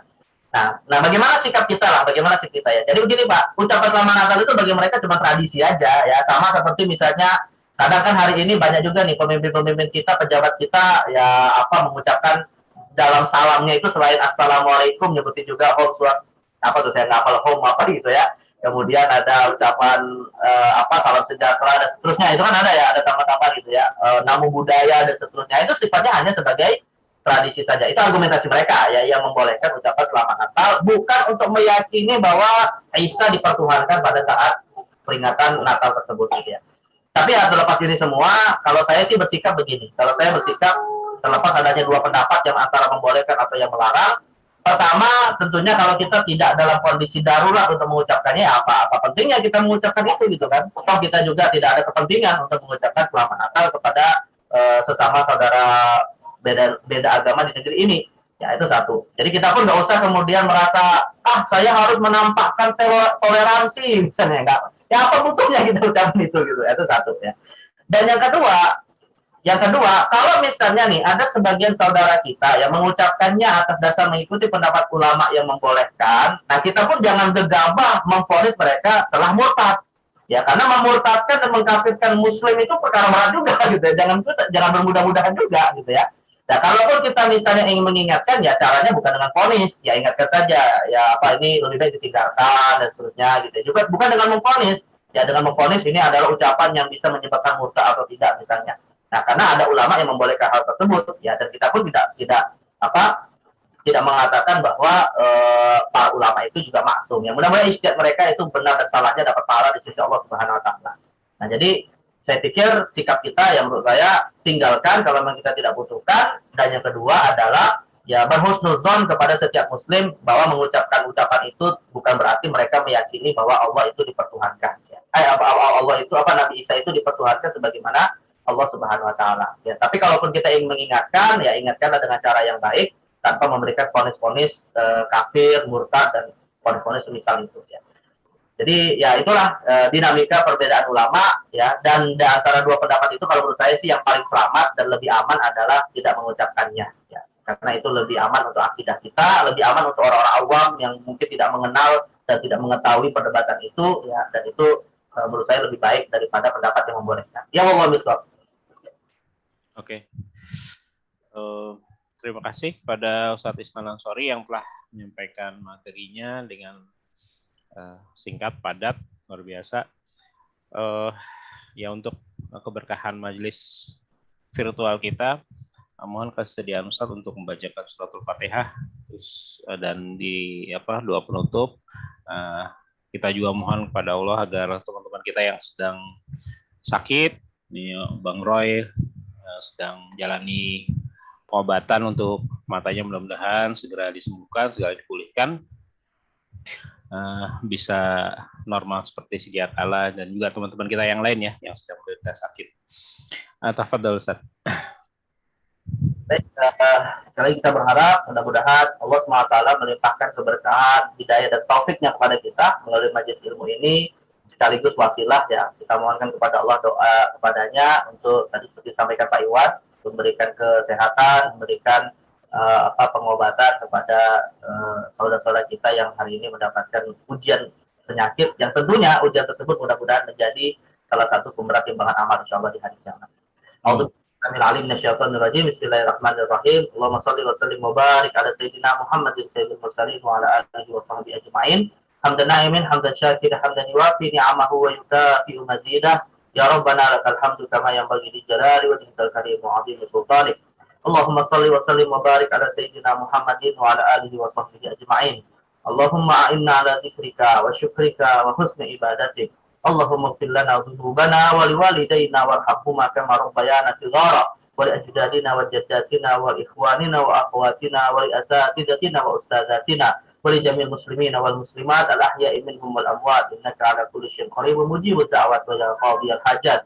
Allahumma alimna ma yanfa'una wanfa'na bima 'allamtana warzuqna ilman yanfa'una. Allahumma aslih lana dinana alladhi wa ismatu amrina wa aslih lana dunyana allati fiha ma'ashuna wa aslih lana akhiratana allati ilaiha ma'aduna waj'alil hayata ziyadatan lana fi kulli khair waj'alil mauta rahatan lana min kulli syarr.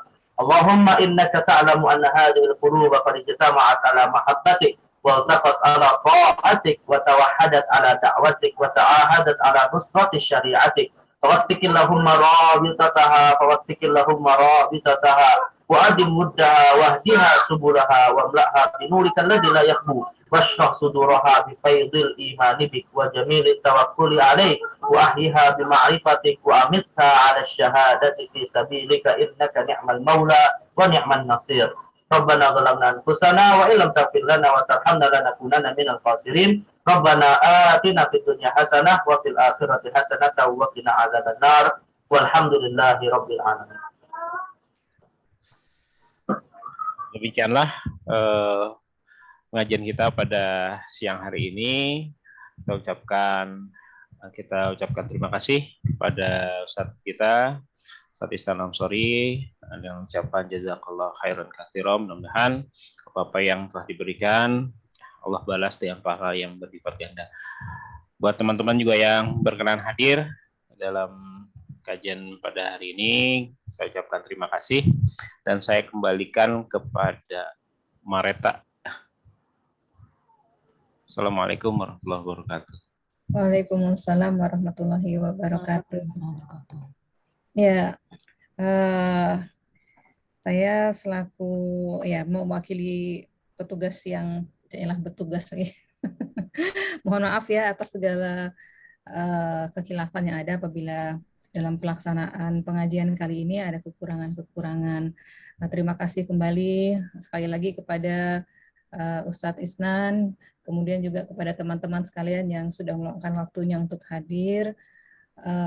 Insya Allah kita jumpa lagi dalam pengajian bulanan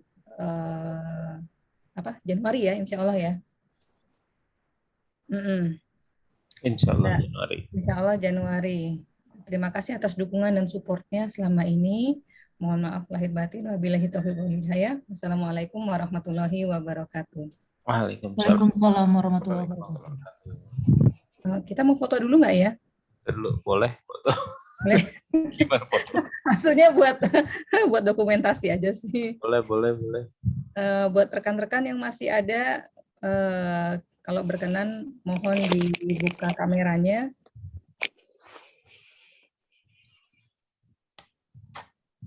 Aduh, Ibeng sudah siap dengan keripiknya. Kayaknya mau promosi keripik belum jadi ya, Ibeng? Mineral. Oke, kita hitung 3, 2, 1. Ya. Oke, terima kasih. Terima kasih teman-teman sekalian. Assalamualaikum warahmatullahi wabarakatuh. Waalaikumsalam warahmatullahi wabarakatuh. Ya, Bapak Ibu sekalian, Assalamualaikum warahmatullahi wabarakatuh.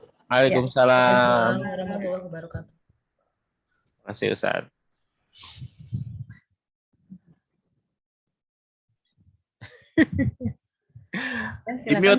Di mute Bang. Masih mati mic-nya. Bang Roy itu, Bang Roy udah ini. Pamitan. Ini. Mau promo boleh nggak? Boleh. Silakan Ibeng. Madu Asifa 500 gram 96.000 dari sini. kirim, Beng. Kalau dari Lampung. Mestinya hari Kamis jadi kirim ke masing-masing peserta, jadi sambil menikmati. Oh iya betul. Gue setuju.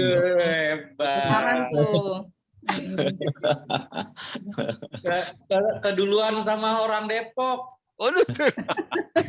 Orang Depok mah madu. Hah? Kalau Orang Lampung Depok. madu gitu. Madu dia. Oh gitu. Nih, tadi belum sempat nyapa, ada email, ada Umi Hani, ada Elsa, ada Mbak Budi, ada Bang. Nih, nih. Ayo sekarang order. Kalau sekarang order ada promonya apa, Beng? Hari Senin harga naik Promonya tuh. free ongkir Jakarta. Udah. Free ongkir Jakarta. Minimal berapa free ongkirnya? 2 kilo. 2 kilo free ongkir Jakarta. Ya, aku tinggal di Bekasi, Beng. Bekasi. Apalah. Jabotabek. Jabotabek nggak apa-apa lah dikit-dikit. Ini susah loh bikinnya. Metiknya aja susah. Metiknya ngirisnya susah.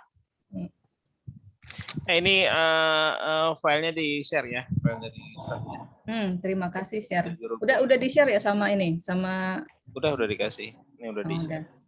Ke grup. Iya. Oke, Besok untuk gimana, Wan? Hah?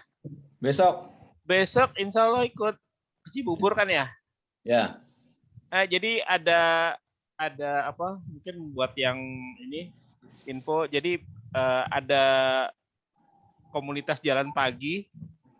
Jadi buat opa-opa nih, opa-opa, om-om. Opa, bukan itu ya, Opa Korea dong. Oh. Opa dan ini. Opa. Nah, jadi besok ada jalan pagi di Cibubur ya? Ya, Nah, Taman Bunga. di Taman Bunga. Terus kita ada donasi Quran ya, Bang Ahmad ya. Istana Di Quran. di mana sih rumah Quran ya? Istana Quran. Istana Quran. Jadi ada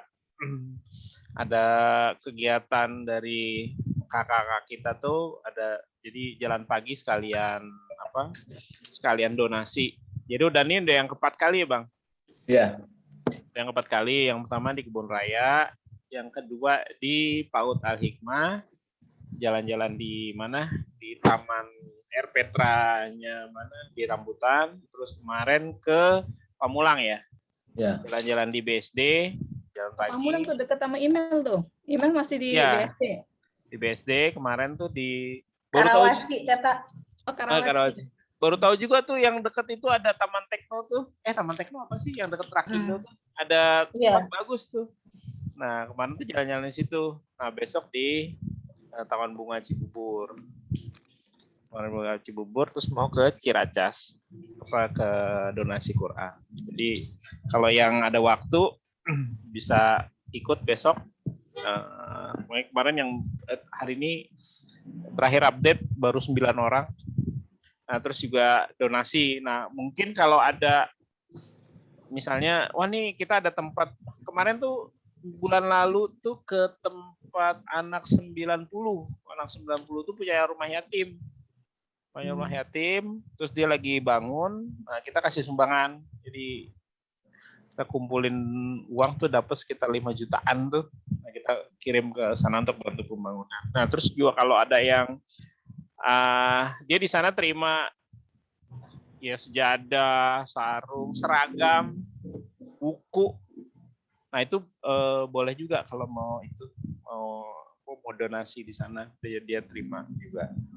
Nah, kalau yang besok itu kita mau donasi Quran ke satu yayasan yang memang dia dia punya rumah tahfiz apa. Nah, itu kita ikut nanti kita sowan ke sana juga. Nah, mungkin dari teman-teman kalau ada tempat-tempat yang kira-kira butuh kita bantu, nah bisa kita iniin. Mengajukannya kemana jadinya? Mengajukannya ke Bang Ahmad tuh. Ke Mbak Nunung sih. Nggak tahu yang lain join di ini gak sih, di Bonsi Lintang itu, lintas angkatan? Aku sempat dulu join, tapi waktu itu apa namanya kepenuhan kali agak error kan banyak ya. Kalau di Bouncy itu kan rame gitu ya. Rame ya. Nah terus apa namanya Di lem biru. Biasalah. Lagi riset. Jadi nggak masuk lagi. Di lem biru mestinya.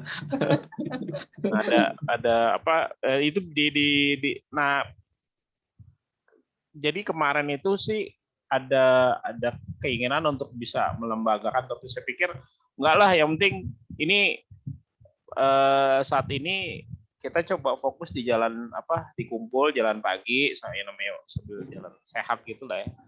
Nah terus nanti kita dari situ ke lokasi yang udah kita ini survei, kita kasih bantuan sekalian silaturahim lah, makan di situ. Gitu aja sih. Habis itu selesai itu bubar. Paling itu ininya. Oh, lagi ya. Mungkin itu.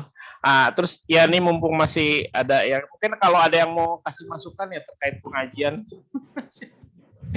Ada kritik, saran, atau ada yang mau jadi pengurus? Ini udah SOS gitu ya. Gimana? Bang Rahmat di angkatannya ada ada kelompok pengajiannya nggak? Kalau di angkatan sih nggak ada sih, khusus ya, nggak ada. Hanya ya biasalah pribadi gitu. Kadang kumpul berapa orang gitu aja ikut sih. Enggak, karena kan beberapa angkatan mereka punya kelompok pengajian sendiri gitu ya. Yeah. Dan cukup berkembang gitu. Tadinya sih kita berpikir barangkali mereka juga bisa mengisi di acara pengajian bulanan gitu. Iya, waktu dulu masih alumni gitu. Waktu masih kita offline sih masih di SMA 12 ya sering hadir ya beberapa untuk lintas alumni pengajiannya itu, tapi setelah pandemi ya ini enggak, palingnya kalau nggak ingat saya atau Asni yang aktif di sini gitu, yang lain masih tetap pandemi juga. Ya mungkin tahun depan insya Allah bukan normal ya, kita bisa langsung di sekolahan lagi, kembali kumpul sehingga bisa rame-rame lagi insya Allah. Ya amin insya Allah. Ya, tahun depan ketemunya Omikron.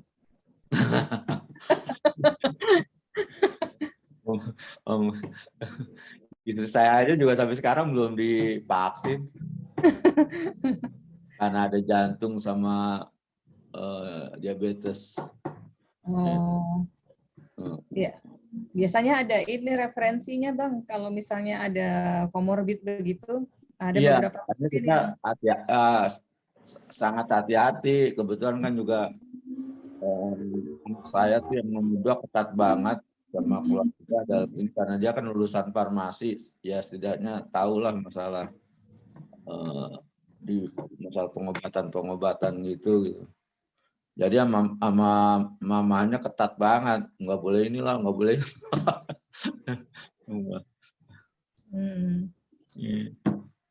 Ya kita sama alumni, sama hamba Allah lulusan SMA 12 ya saling mendoakan lah, cara teman.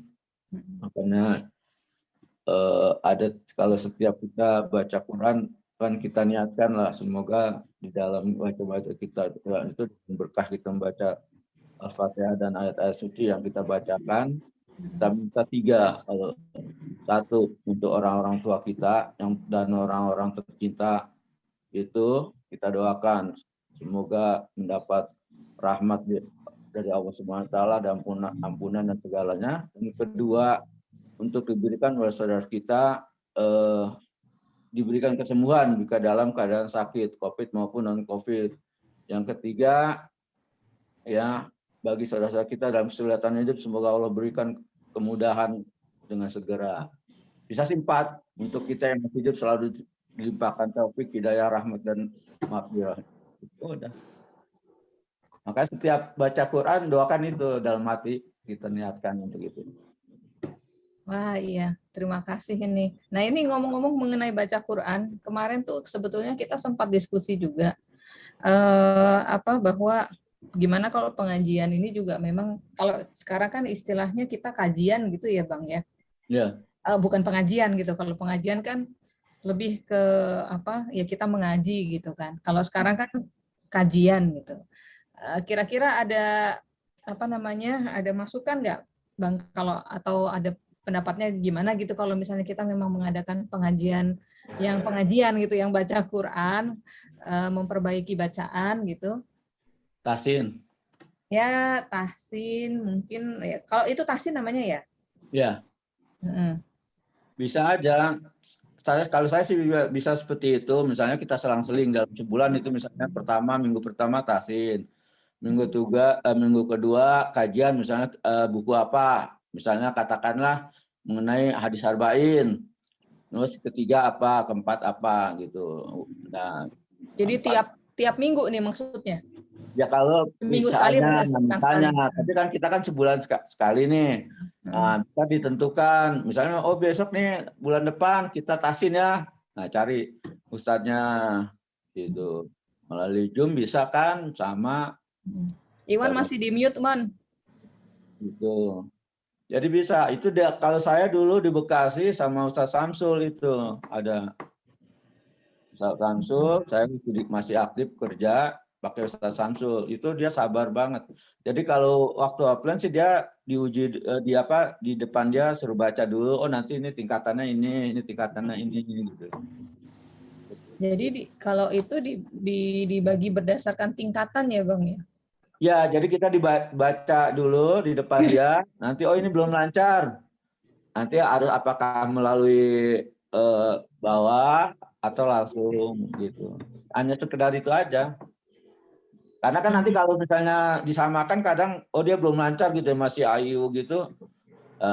Kesian ketinggalan kan ininya. Jadi paling itu nanti kalau nggak salah sih berapa minggu gitu udah gabung sama yang lancar. Itu jadi kalau untuk tahsinnya ya. Misalnya kita nih baca misalnya sama-sama baca surat Al-Baqarah gitu ya ayat 1 sampai berapa dulu. Nanti terus kita ini baca satu orang misalnya 2 ayat atau 3 ayat, nanti dikoreksi. Iya. Kalau misalnya pesertanya banyak gitu, Bang, waktunya biasanya kalau mengkoreksi kan kalau satu-satu misalnya kita baca kan agak makan waktu gitu ya. Itu kira-kira ada usulannya? Secara umum biasanya kalau banyak. Secara umum. Secara umum. Oh, volunteer aja kali ya siapa yang mau. Dia kan nanti catat tuh. Misalnya si A baca, salahnya ini. Tapi ntar ada si B baca, salahnya pasti ada sama atau salah kan? Nah, dia nanti secara umum dia bahwa ini kata ini bunyinya gini. Oh gitu. Jadi mungkin pada bacanya itu bisa misalnya bukan bergantian tapi di random aja gitu ya? Ya kalau waktu terbatas seperti kayak gini mungkin bisa di random, tapi kalau bisa satu-satu juga. Tapi kalau menurut saya kalau lagi gini kan kita pesertanya sedikit nih. Bisa satu orang bisa 5 ayat itu.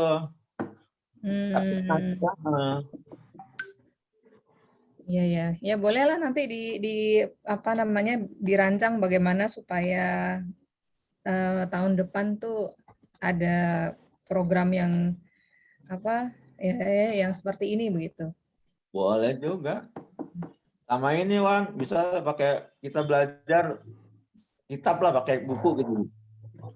Misalnya jadi kita ini ya. Misalnya tadi lah seperti hadis arba'in. Nah, itu aja. Jadi nomor 1, 2 nanti kan dibahas. Harus ada perubahan lah tahun depan gitu kalau memang. Makanya minta masukan aja sama teman-teman lain mungkin ada. Kalau ini kayaknya kelas khusus deh kalau begitu. Ya, nggak apa-apa, kelas khusus bisa. Jadi ditawarkan aja ke publiknya, audiennya yang kelas khusus. Jadi nggak banyak jumlahnya, terus bisa fokus gitu mereka. Kalau misalnya pengajian kita yang umum begini kan, nanti banyak yang terlalai kayak kita kan sambil nih. Kalau pengajian kita ini kan sambil nyambil jaga toko, saya ada yang sambil masak, ya kan? Nah kalau itu kan nggak bisa kan mereka kan, sambil jaga toko, sambil masak, sambil ada yang sambil nyuapin anak. Ya, memang kalau tahsin itu kita harus fokus, nggak bisa sambil makan aja pun itu. Iya, makanya saya pikir yang Jadi, bagusnya kalau gitu kelas khusus yang benar-benar berminat gitu. Jadi benar-benar dia emang saya pengen banget nih gitu kan. Jadi dia bisa apa istilahnya ngisihin waktunya misalnya sejam untuk fokus di depan Zoom karena online ini kan kita kan. Kalau bukan online mungkin lebih gampang lagi. Gitu. Kalau sekarang kan ngajinya nyambi gitu. Gitu ya. loh. Ya, balik bolak-balik. Siap. Ya nanti kita rancang deh, kita tawarkan dulu ya ke apa namanya, apakah bentuknya nanti akan menjadi kelas khusus gitu atau nanti kalau buat apa awal-awal di depan dirintisnya mungkin dengan bareng-bareng dulu gitu, nanti mengerucut menjadi apa namanya kelas-kelas yang khusus gitu mungkin bisa juga sih nanti. Oke. Baiklah kalau begitu sudah masuk waktu zuhur. Terima kasih sekali lagi. Saya tutup ya. Ya. Zoom-nya. Ya, sehat-sehat semua. Salam sehat, tetap semangat. Assalamualaikum warahmatullahi wabarakatuh. Besok. Salam.